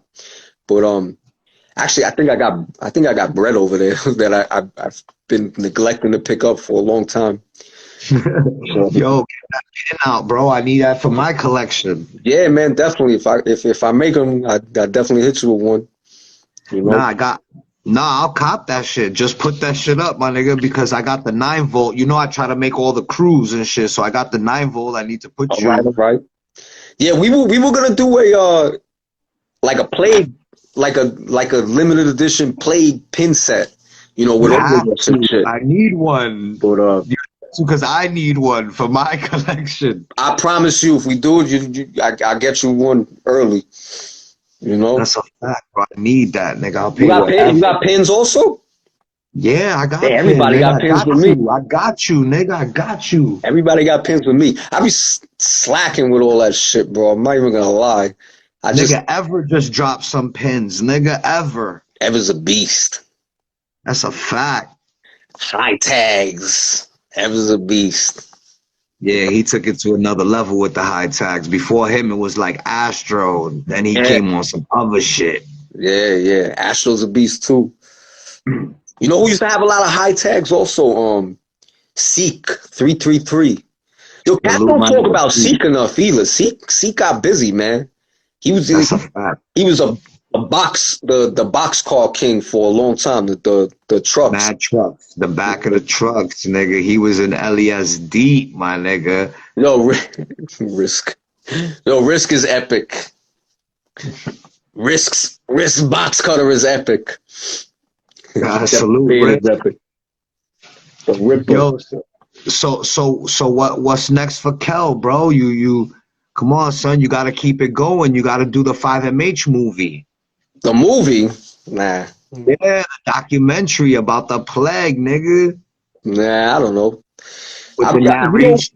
what I They're really playing in need the to do is, I've been bullshitting for a lot of years, but I need to put a book together, man. Yo, if you take a poll, right? How many people will cop a book if I put a book out? Just, just graffiti, bombing, street bombing. If I put a hardcover book out and sold it for $75, would you buy it? Not you, and you. All the I, people in your shit. to collect it. I have plenty of graffiti memorabilia that I collect. You I know what I'm got, saying? yo, look at this shit, bro. Like, these are just, this is, right? This is just what I don't have in the shoe boxes. See all these boxes here? These all flicks. And I have a whole bunch more boxes of flicks and shit like that. You know? Mad low pictures, mad graph, just a lot of 90s shit, whatever. So, You gotta get that book popping, yo. You gotta feed the fans, nigga. They I want it. gotta, You're in demand. I'm a dickhead, bro. I have somebody that wants to budget it and everything, and I don't know, man. I got like mad OCD, so like I start laying out the pictures, and then I get like overwhelmed, and I'm like, nah, put all this shit back in the shoebox. I'm out. Nah, you gotta give the fans what they So, want, bro. yeah. That's a fact, my nigga. Yo, so a doc, yo, it would be dope because Ammo could do the fucking music. You know what I'm Ammo, saying? I think Ammo is writing not I think I know. Ammo's writing like a story, like a movie or whatever, not like a fictional shit, you know. And I don't know what he's got a script and shit. I don't know what he's doing with it. If he's gonna pitch it to somebody or just film it independently. I don't know what he wants to do. But There has to be a whole thing, like a whole documentary, like a real in-depth documentary about RFC and all the crews that affiliate with them because like you said, it brought like Brooklyn, Bronx, Queens niggas all together under one crew. I think that would be really crazy if they did what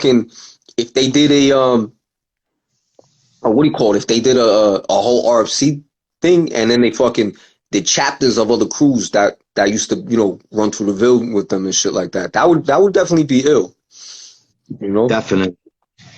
Somebody got to do something, man. What's up, man? Tell one of these niggas, bro. Yo, my team don't even really care about this shit anymore. Like bro, we've been trying to get the whole crew up forever. They're not really into it. I don't know. They're not really into it. BL and Juke, Suave and Jukes, they live out of state. They're not even in New York anymore. And everybody's got families and kids and mad life shit. You know what I mean? So they're not really that into it, bro. But I don't know. I think the only people that are still like their brains are still drenched in graffiti is me and Nonvolt, But they gotta know also. I want them to know that there's fans that want to know their story too. Like they're in demand right now, son. I'm gonna tell them. Let's go. Let them niggas know. I'm gonna have the all the Graph Champ fans. If you find them on IG, send them niggas DM all of them niggas. Yo, if we did a movie, who would act me? Who's the actor? Yo, that's crazy. Who would it be? I'm gonna get the midget from Game of Thrones. Man. But yo, man, what do you want people to know about or think about the five as a whole when it's all said and done? Like, do you think like it's all like written, you get like the respect you deserve the way it's told? What do you think? I mean, yeah, I guess so. I mean, we get respect from a lot of people. We get, you know, I see little hate. I read little hate here and there between things, but it is what it is. I don't care. You know, listen, the right people give us love. That's all. That's all we need. That's all we need. I don't pay attention to the ones that don't give us love, that have shit to talk, this and that. You know, but the right ones, the right ones show love, and that's what matters. You know. Yeah, that's a fact, bro. You always been a straight, squared up, good dude. I Appreciate can't that. even see somebody trying to say something foul about you. I can't even see it. Well, you know, it's the whole team, and you know, whatever. I don't know. Some people, it's a lot of different personalities, you know. So a lot of I might be a little bit more friendly than other people, you know. Some of other teams a little bit more confrontational, whatever. So, you know, people like maybe they meet BL and be like, "Oh, he was a dickhead, bro. 5 those niggas are dicks." You know, whatever it is, what it is. And so, you know, I'm a dickhead sometimes myself. You know, I'm an asshole sometimes. We all are. Everybody got their jerk off moments. You know. Yeah, that's a fact. Salute to BL and all the jerk offs though. Fuck that. The best thing that I ever seen on Bay Parkway train station, somebody fucking ragged me, right? And they crossed me out and they crossed out 5MH, and right next to 5MH they wrote 5 meatheads. And I thought that shit was hysterical, bro. I left it. I didn't even fix it. I just left it because I thought it was funny. So that is funny. I didn't give a fuck, bro. People take shit too serious. What do you think about the graffiti today? Do you look at the graffiti in the streets? I think there's dope shit. The city is crazy, right? New York is fucking crazy right now. And when I say the city, I don't mean Manhattan. I just mean all the boroughs. Everything is nuts right now. Since the like pandemic, shit just is bombed like crazy. But the wild thing is, I would say like maybe 85% of the graffiti that I see out is not New York shit. Most of it is not New York, or at least if the kids are from New York, they weren't influenced by New York writers. You know, that's a big fucking problem in New York. I feel like, because I feel like, you know, cats like me and you and cats from my era and maybe a little bit past us, they all grew up on the old school New York. They grew up on the 80s cats, right? I would say mid like 2000s, right? Like mid 2000, when there was a lot of out of towners that were bombing New York. So I feel like the younger cats that were little kids, mid 2000s, that's what they're looking at. So that's what they influence. So their style comes out looking like, I don't know what, looking like fucking, you know, from Arizona, Nebraska, wherever the fuck these people come from, you know? So, but there's definitely like a handful of New York cats that are really getting busy and shit, you know. And there's a lot of dudes that I see getting busy and shit. That kid Ansel gets busy. Them L&E kids get busy. Roach gets busy. I seen Roach in here and shit. You know, there's a lot of cats that are getting busy and shit. Younger cats. Word, salute to Goog and Panic and Sale, bro. Yeah, those are my... Panic and Seal get busy, man. You know, I met them. Met them one time through Zexa, and that's the first thing I told them. I said, "Yo, you motherfuckers getting busy in the street." I love it, bro. I like seeing that shit, you know. So I don't even mind seeing some of the out of town shit, but I'd rather see some New York shit. I'd rather see some shit that, you know, I could look at that shit and I'd be like, "Oh, that motherfucker's grew up in New York. That motherfucker's from New York." Like, I like shit like that. I'm very, very, very partial to New York City's graffiti styles. Anything, whether it's throw ups, straight letters, pieces, whatever, you know. Especially throw ups, tags, and throw ups and tags. More than anything else, they gotta be motherfucking New York style. Like, I want to see in New York. I'm very partial to that, you know.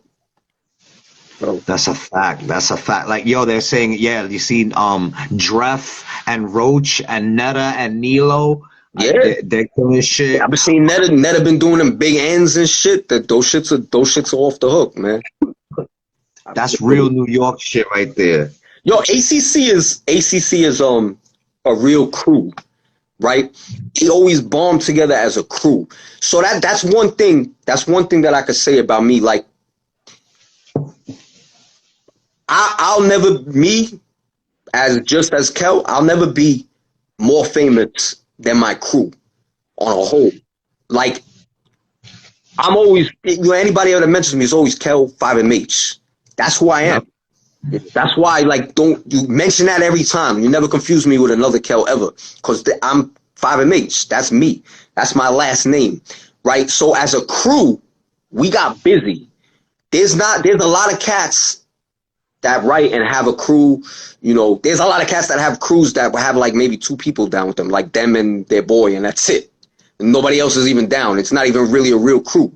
But we got busy as a crew. We went out, 4 deep, 5 deep, 3 deep, 6 deep, 10 deep. We went out deep all the time and bombed. ACC did that. Dro, Netta, MS, Kobe, all them cats. They were getting busy together as a crew. I love that shit, man, because there's not a lot of crews that go out like that, and I don't know. That's it. Nah, that's a fact. Very important crews too. Just like I said, so before DECK in the late 90s, early 2000s was, he was holding a lot of weight. Then the plague came and held all the weight, and then after. We were bombing. We were bombing at the same time that DECK W.G.F was bombing, because when we did that second run in the early 2000s,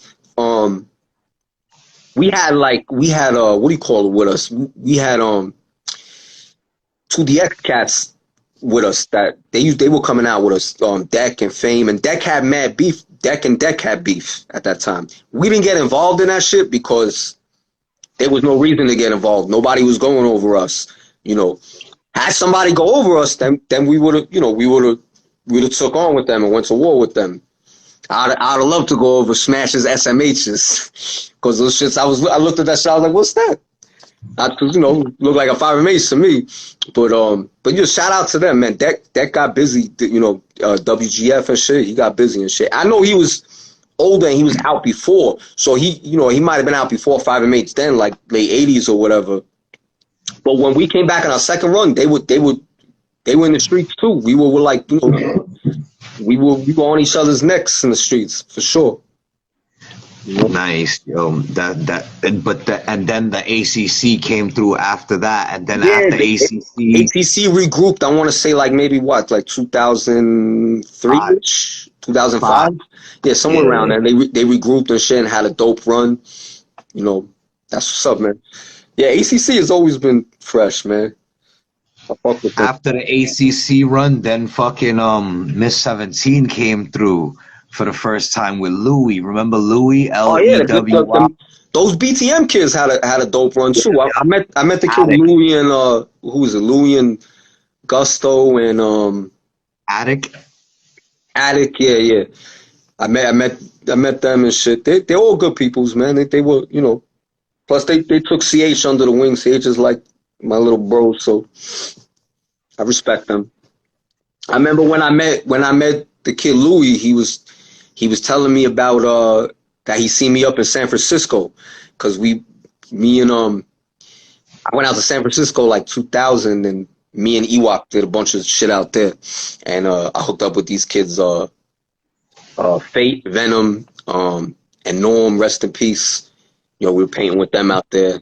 That was fun. I bumped into some BTM kids when we were out there, actually. The kid Curse, rest in peace. I bumped into him painting. Him and a kid, I want to say maybe Texas or something, or I don't know, some shit like that. Yeah, I could be wrong, and it's probably not that.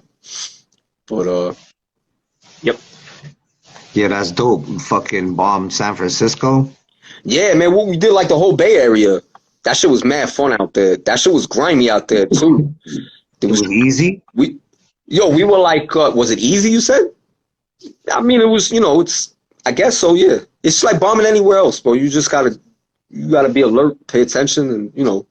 I don't want to say anything is ever like easy, because you tell people, you'll be like, oh yeah, this shit was mad. It's mad easy to bomb there. Yeah, nobody even cares you bomb in the daylight, all this shit, and then you go there, do that shit, and get bagged. But, you gotta be smart. Anytime you're doing anything illegal, you gotta be fucking smart. You know, if you loose, you get bagged. Yo, the last time we got bagged when we got bagged in 2001, where I told you like to kind of like shut us down after that. We only got bagged that night because we were stupid. We got sloppy, and we had a photographer with us, the kid that was doing the fucking autograph book. I don't know if you remember that book. It was like the portraits that he did of all the writers. So we were gonna be like the only crew in there, and he shot us. He shot us all. You know, he shot us all night in different places, and we went out to paint that night. And every place we went to, every spot we tried to hit, got hot for whatever reason. So we either didn't do anything or didn't finish our shit, or for whatever reason. So it was like the end of the night, and we stepped way outside of our game, what we usually do. Because if it's 5 of us bombing, there's 3 people doing fillings and 2 people looking out, or 2 people doing fillings, 3 people looking out. We never painted in front of nobody. I didn't give a fuck. I stopped for cars, all that shit. We did all that shit. We always kept it extra safe and worked together as a unit.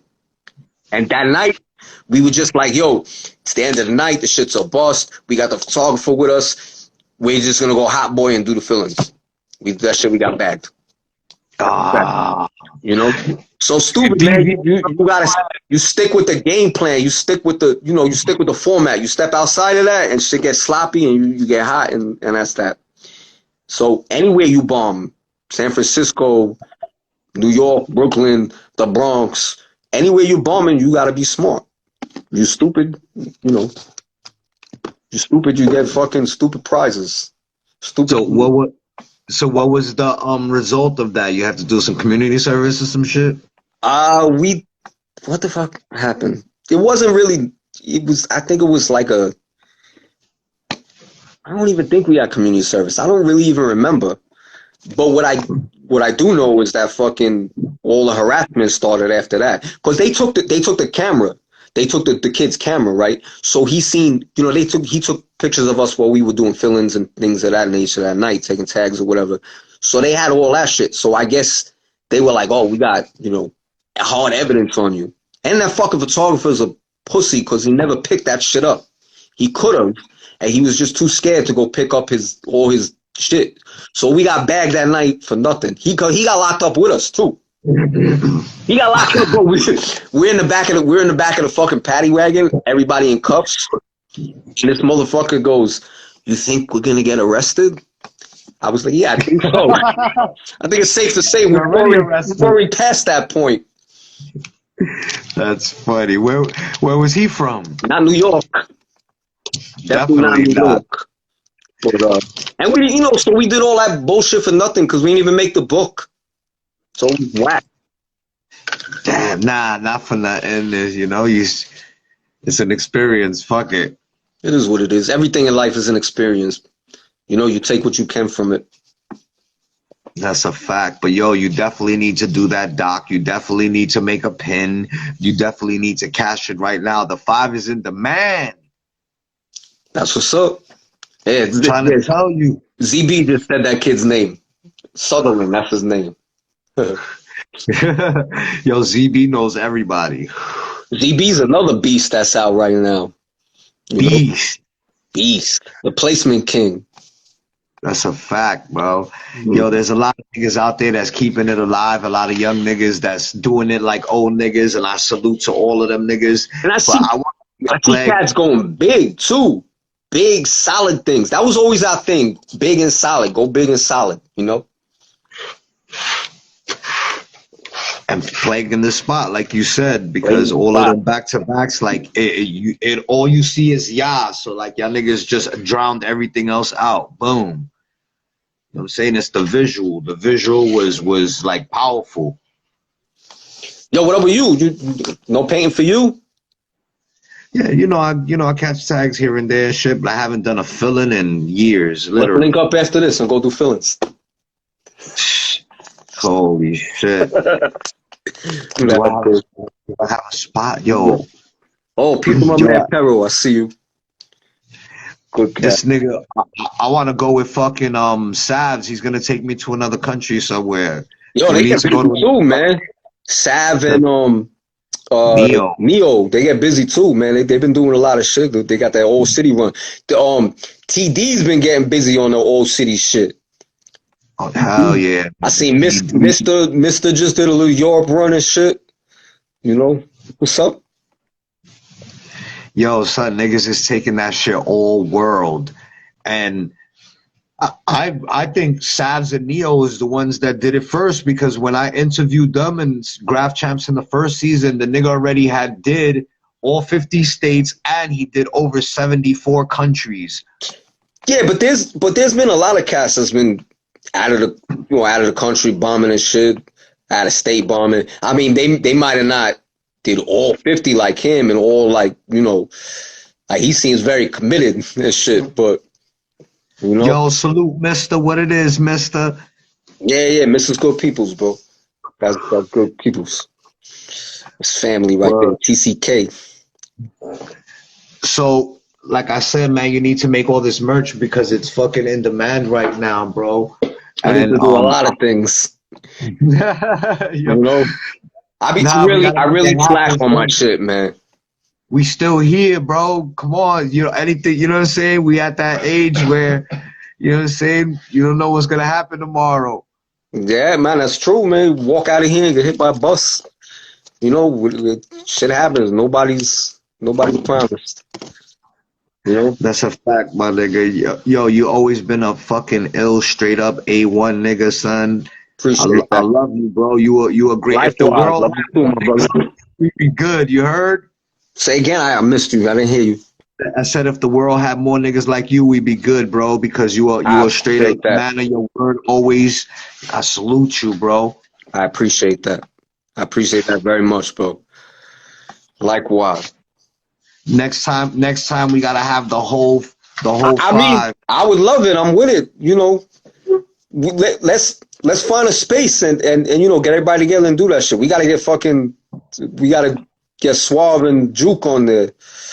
Yo, if you get if the five agrees to it, I'll get the whole podcasting. Just let me know. I'll handle everything. I'm with it. It's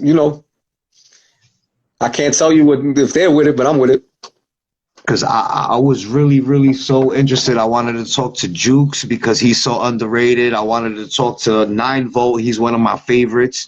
You know what I'm saying? Of course, Suave. I never even met Suave. I never met Suave. Yes, you did.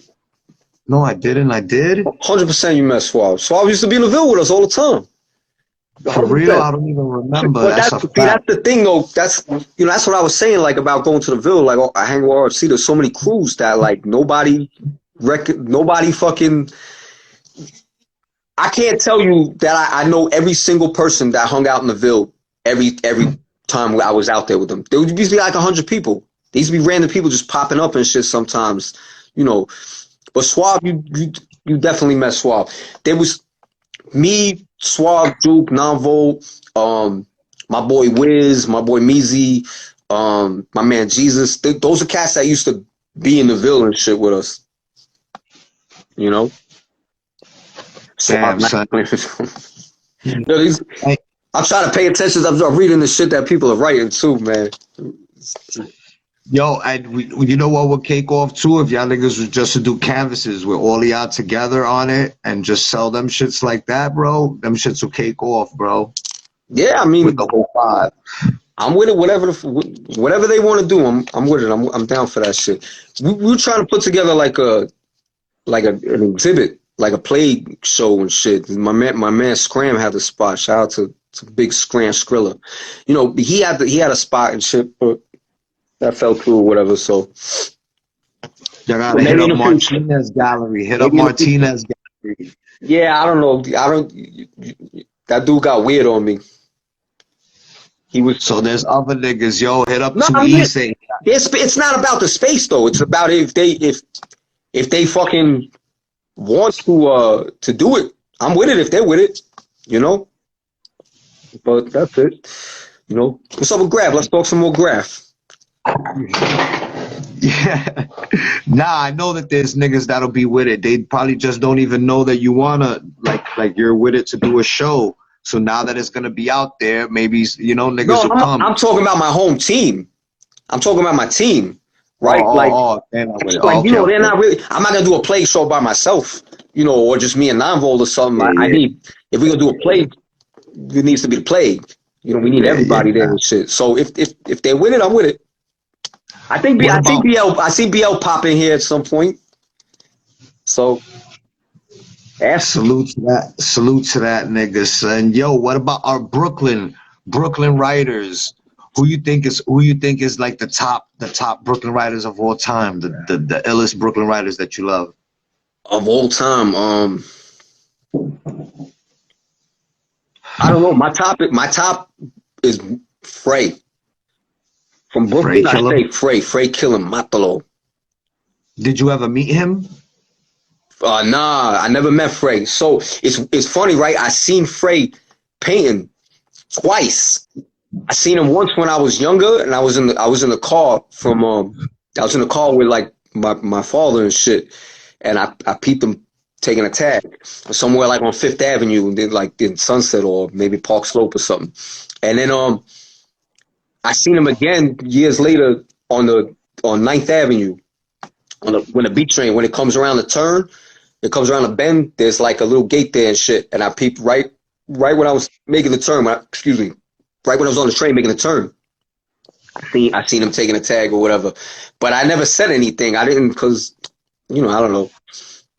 So I remember I used to love seeing motherfuckers painting and shit. Like when if I be on the train when I was younger, if I was on the train and I seen somebody taking tags like on a billboard or some shit on the other station, I'd get off the fucking train and go over and fucking yo, what you write?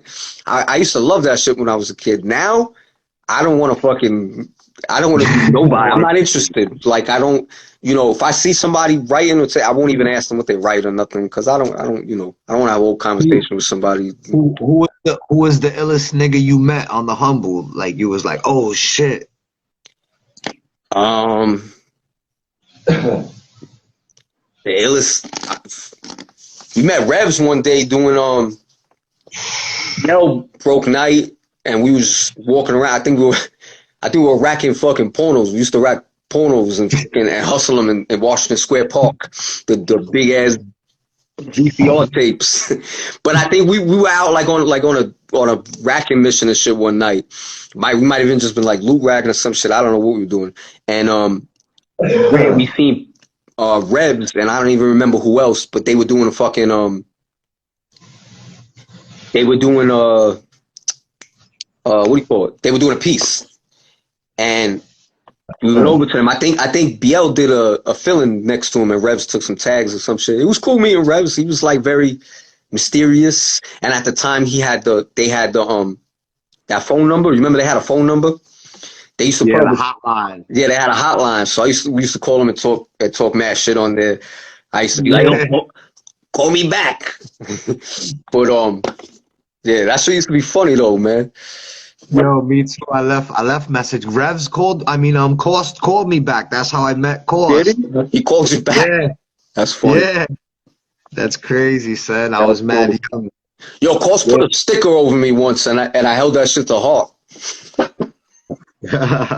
Cost is one of them niggas, bro. So that nigga called me and said, and then he would just call me randomly. So we, you know, used to talk all the time. Then one day I'm waiting for the train on the F line, and I'm peeling one of his stickers off, and the nigga just come up to me, yo, you write graffiti? I was like, nah. And he was like, so why you peeling off my sticker? And I was like, oh shit. You want to laugh? I was taking tags on my train station one day, right? And man, I had to be like 13, and Crook, you were old school Crooklyn, right? He seen me, and he was like, yo, what you write? From like far. And bro, Crook looked to me, he looked like a fucking cop. He's got to be about he's probably got to be like 10 years older than me or something around there.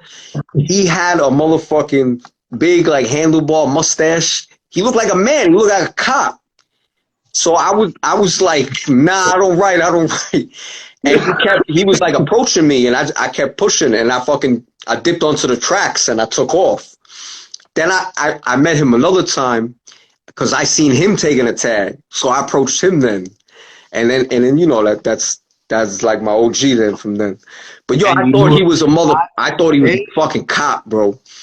When you met him, you knew it was the guy from that day? Yeah. I recognized him. Like, you know, I seen he was the same person. We've talked about it, you know, laughing and shit. That's funny. Yeah, man.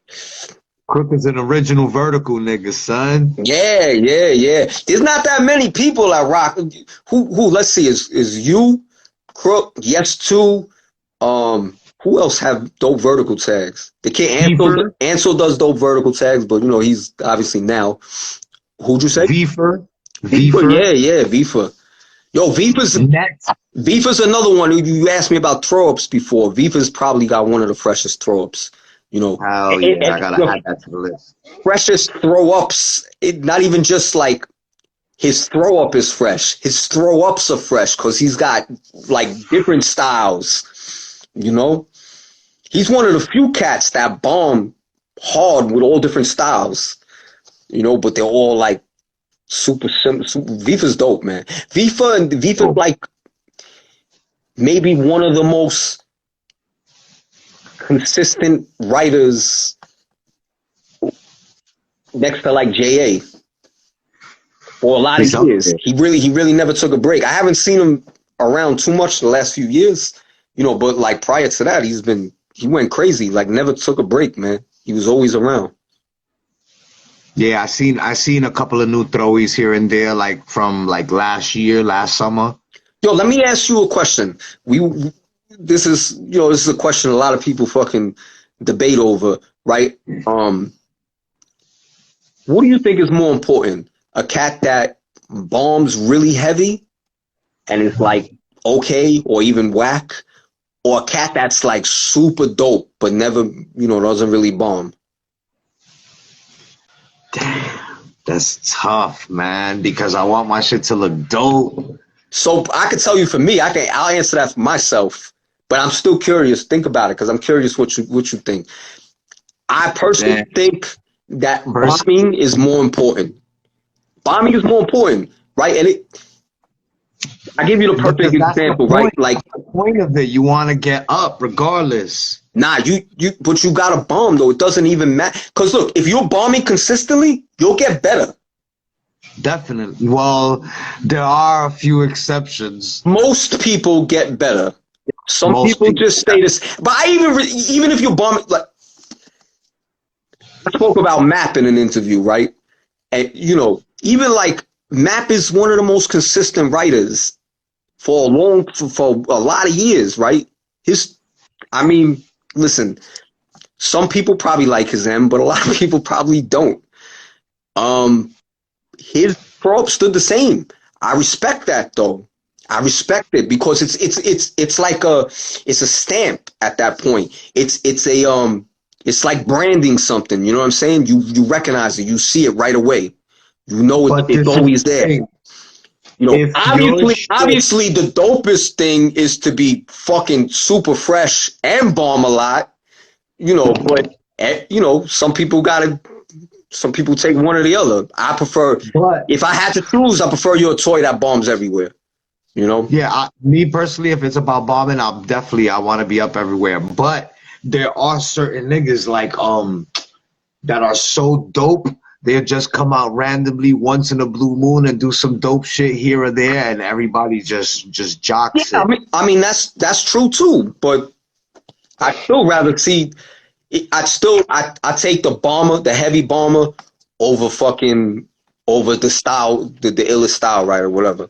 I'd rather see a fucking block full of crazy throw-ups than a huge fucking ill production with characters and a background and all this. I mean, I enjoy that shit too from time to time, but I'd rather just see a ill fucking fresh throw up, a ill great solid silver fucking stomper blockbuster. I'd rather see that than a big piece.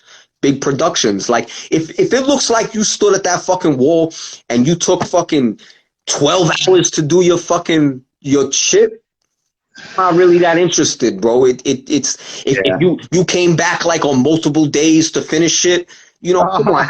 I'm not that interested in that shit, bro. Like graffiti is I like dirty graffiti. I like sloppy, drippy, grimy graffiti. I like shit like that. You know, your shit don't have if your shit is too clean and your shit is too perfect, you take the soul out of it. You know, it lacks that shit. Graffiti gotta be grimy. Motherfuckers be like doing fill-ins and cutting back on throw-ups and lines, and standing out there like this trying to get rid of the drip. Get the fuck out of here, dude. Come on, man. Your shit gotta be your shit is in the street. You leave it there. However it comes out, it comes out. It's there, and the most important thing is it's there. That's a fact, yo. You know? Nah, but I bombed with Dro, and that nigga fucking fills his shit in super duper solid every time. That nigga's just like. I've been with BL where we'll do a spot, and then we'll like spin the block and drive by it or some shit, and he'll be like, yo, I don't like that line is crooked or my shadow is not thick enough. And he'll jump out. I'm like, are you kidding me? Just leave that shit. It's there. It's done. Who cares? You know, but, you know, whatever. That's a fact. Yo, I miss the days of going out on missions and just bombing streets. I miss that, though. I probably got more sloppy throw-ups that I've done than super, like, perfect ones. But I don't give a fuck. You know? Me too. But you know what? You get bags trying to do your shit too perfect. You got to be in and out. You can't be standing there for an hour. But once I rock one fill-in, that's it. I'm going to start like, oh, shit, and just start rocking them shits like, you know, so I just stick with the tag anyway. I just throw it up here and there whenever I can, boom, boom, boom, and keep it moving. You like painting all my cars. You like doing fill-ins better, or did you like tagging better? I'm a tag bomber, and everybody knows the vertical, squirtical. Mm-hmm.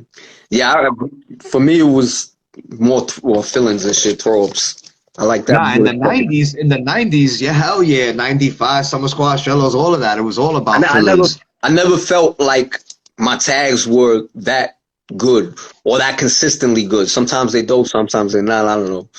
You know, especially like paint tags. I prefer to take tags with markers and shit than paint. But fill-ins, I used to like just really enjoy doing fill-ins, bro. That's a fact, yo. Shout out to everybody rocking fill-ins everywhere, like fucking Dref, Roach, like I said, Netta, Nilo. I see fill-ins constantly, new ones all the time. Joe, you know, I was just thinking, we were talking before about like what fits in places. I was talking about like how Vulture do all shit in the doors, and how Sabe, you know, had his faces that were perfect to fit in the door. My boy, Words has been painting a lot. I don't know if you peeped his shit. W-E-R-D. W-R-E-D. W-R-E-D-S.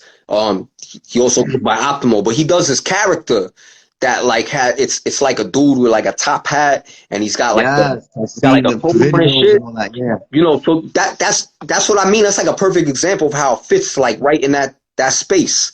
Even ZB, right? ZB, the placement king, hit them doors. Those shits are perfect. The doors or mailboxes, perfect. You know? Yo, Dest. The nigga Dest is going crazy too. D-E-S-T, have you seen him on every single truck and fucking freight everywhere? D-E-S-T. I think I've seen him. I think so. I'm almost. I think he does like these two lines in his D or some shit. Yeah, I think so. I think I peeped that shit before.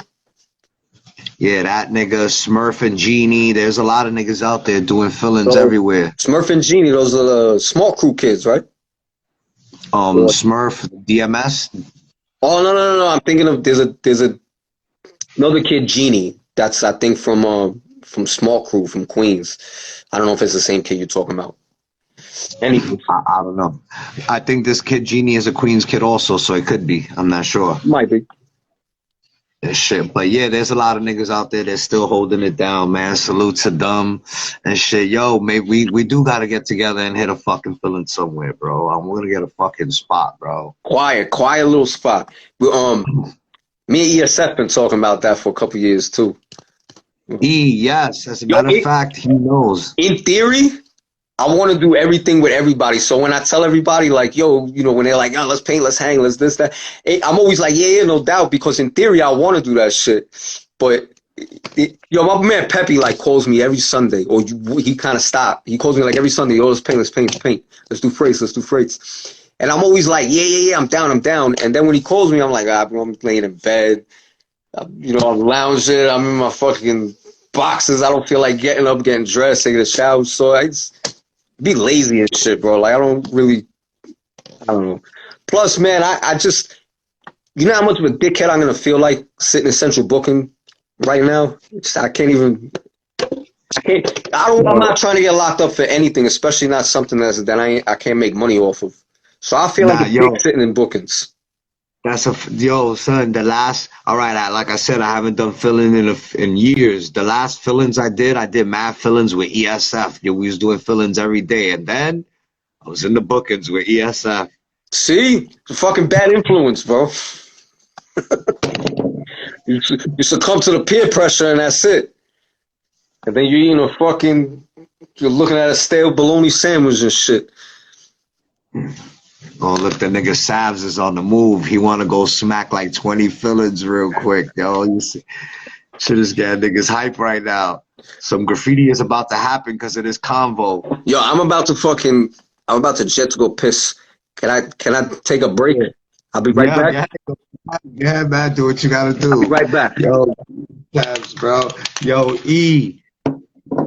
We gotta revisit that. Yo, salute to Savs, bro. That nigga is he's a different type of writer. There's not a lot of niggas like him.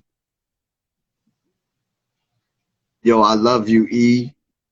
That's a fact. Yo, salute, Just. Yo, Deck, salute, man. Thank you for the interview. That shit was fire. What it is, Amador, my brother. A word, you know. Yo, look, Savs is ready to do what he do. That's a fact. Yo, nah, I can't. You know what I'm saying? After this shit, I gotta go. You already know, wifey gonna be on my neck. Word, son.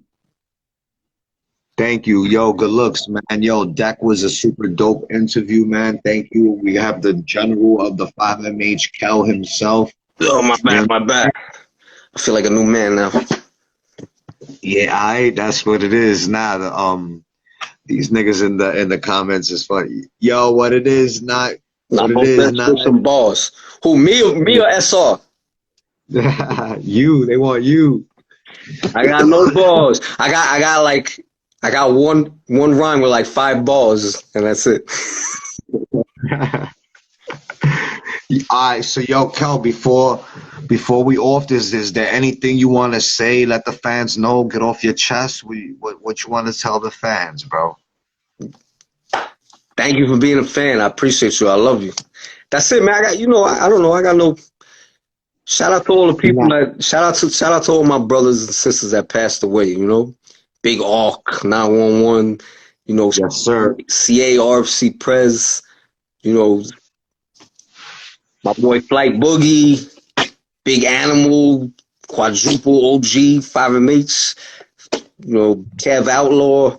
I don't know, there's a lot of cats. Shout out to Young Zex.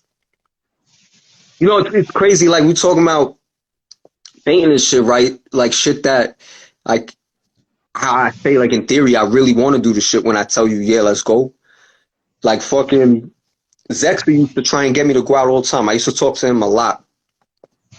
Not even on graffiti. I just used to talk to him a lot. It's just like about life shit and about depression and things like of that nature. But he used to always be like, yo, Kel, we got to do something. I want to do something. And I'm like, yeah, I'm with it. You know, you're the young lord. I'm down to do something with you. But we never went ahead. And then, now the brother's gone, man, and I regret those things. Like I ran into Bomb 5 a few years back, and he was like, yo, I want to do something with you. We never painted together. And I'm like, me? Word? I'm like, all right, let's go. And I just never do it. So there's some cats who I do kind of want to paint with. Would like to just hop out, do a little something. Just, just to rock with, just to have a flick, have a memory. Not even, you don't even have to be a crazy spot. Not a legal spot, though. Don't really want to do no legal spots. Nah, nigga, I'm with it, nigga. I'm ready. I'm gonna find a spot, bro. There's mad spots, fam. You know where I'm at, son. Where I'm at is the spot. I'm with it. Deck had me out a few years ago, walking around one night doing some fillings and shit. Which Deck? 2DX. I salute to Deck 2DX. I never met him. Yeah, he's a good cat, man. He gets busy and shit. Yeah, he got a lot of different styles, obviously, and shit. Yeah. What's up with all my pieces that never invite me out anywhere? I see everybody on all these walls. Nobody invites me. Mostly because I'm a toy. Son, niggas want the best spot for themselves. That's what it is. Nah, I'm just bullshitting. Even if they invite me, I'll probably not go. Yo, that's how I be too, son. That's a fact, my nigga. But yo, Kel, like I said, Graph Champs, we salute every fucking step and move that you make, bro. Salute you. You're way bigger in this game than you think.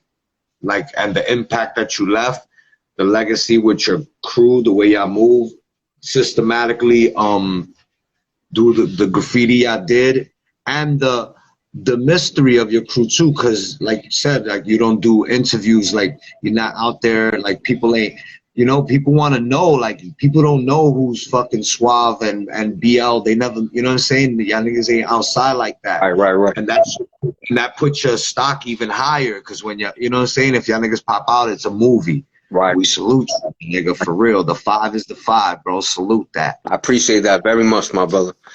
Thank you for inviting me up. Thank you for coming on, bro. You gotta X yourself out, Kel. I just peeped Justice in there. He said he asked you for an interview. You should do an interview with Justin. No, I asked him for an interview. Hell yeah, I want to do Just. WF. But yo, I appreciate you very much. I had this little X right here, right? Yes, sir. Yo, salute you, Kel. Salute. Love you, brother. BK. 5, baby. That's Kel 5MH, bro. That was a fucking wonderful show. Yo, thank y'all for tuning in. Thank you, Savs. Thank you, E. I love you. Thank you, Roach. Thank you, Deck. Thank you, Kel. Thank you, everybody. ZB, my brother, the placement king. Salute A1s, all of y'all. Thank you, bros. Thank you, Mr. Put, for tuning in. J.I., salute. Thank you, bro. Yo, Just, I'ma holla at you, bro. I would definitely love to interview you, Just. That's a fact. And shit, DM me. What it is, Fez, salute, my brother. Salute, Av. I see you. Salute, everybody. Curve your ego. Salute, I see you. Thank you for tuning into Graph Champs, bro. I would love to interview you too, Curve your ego. For real. If you with that, bro, I'ma DM you, see if you with that. Draft, I definitely want to interview Draft. Yo, salute to you, Ribs. You're motherfucking one of them goats in this game, you heard? Salute. Thank you, Roach. Word. Alright. Oh, salute. Sai, HR in the building, you heard? Salute to you too, bro. I wanna holler at you too, bro. Thank you for tuning in, Phasm. You heard? BRH, you heard? What it is, Ray? Yeah, ego for real. I'm a DM you, or DM me. DM my SR page. SR_MBK_. For real, I would love to make that happen. Yo, Deck, it was a pleasure to interview you today. A pleasure, my G. You heard? Yo, salute, Risk. My nigga, RFC all day. Yo, rest in peace, ARC. Rest in peace, CA. You know what I'm saying? Salute to the whole RFC, my nigga. I love all y'all niggas. For life. That's a fact. Sav's the champion, you heard? That shit ain't just a name. That nigga show and prove. That nigga's a king. Well, I'm your host. This was Graph Champs. We're coming to the last couple of shows of season 2, man. Thank y'all all for, joining in. Salute to my brother YR MBK. I love you, bro. You know what I'm saying? I'm your host. I saw MBK, the vertical, murtical, squirtical, all over your girl's Bizak. You heard? Till the next time. Thank you, guys. 1.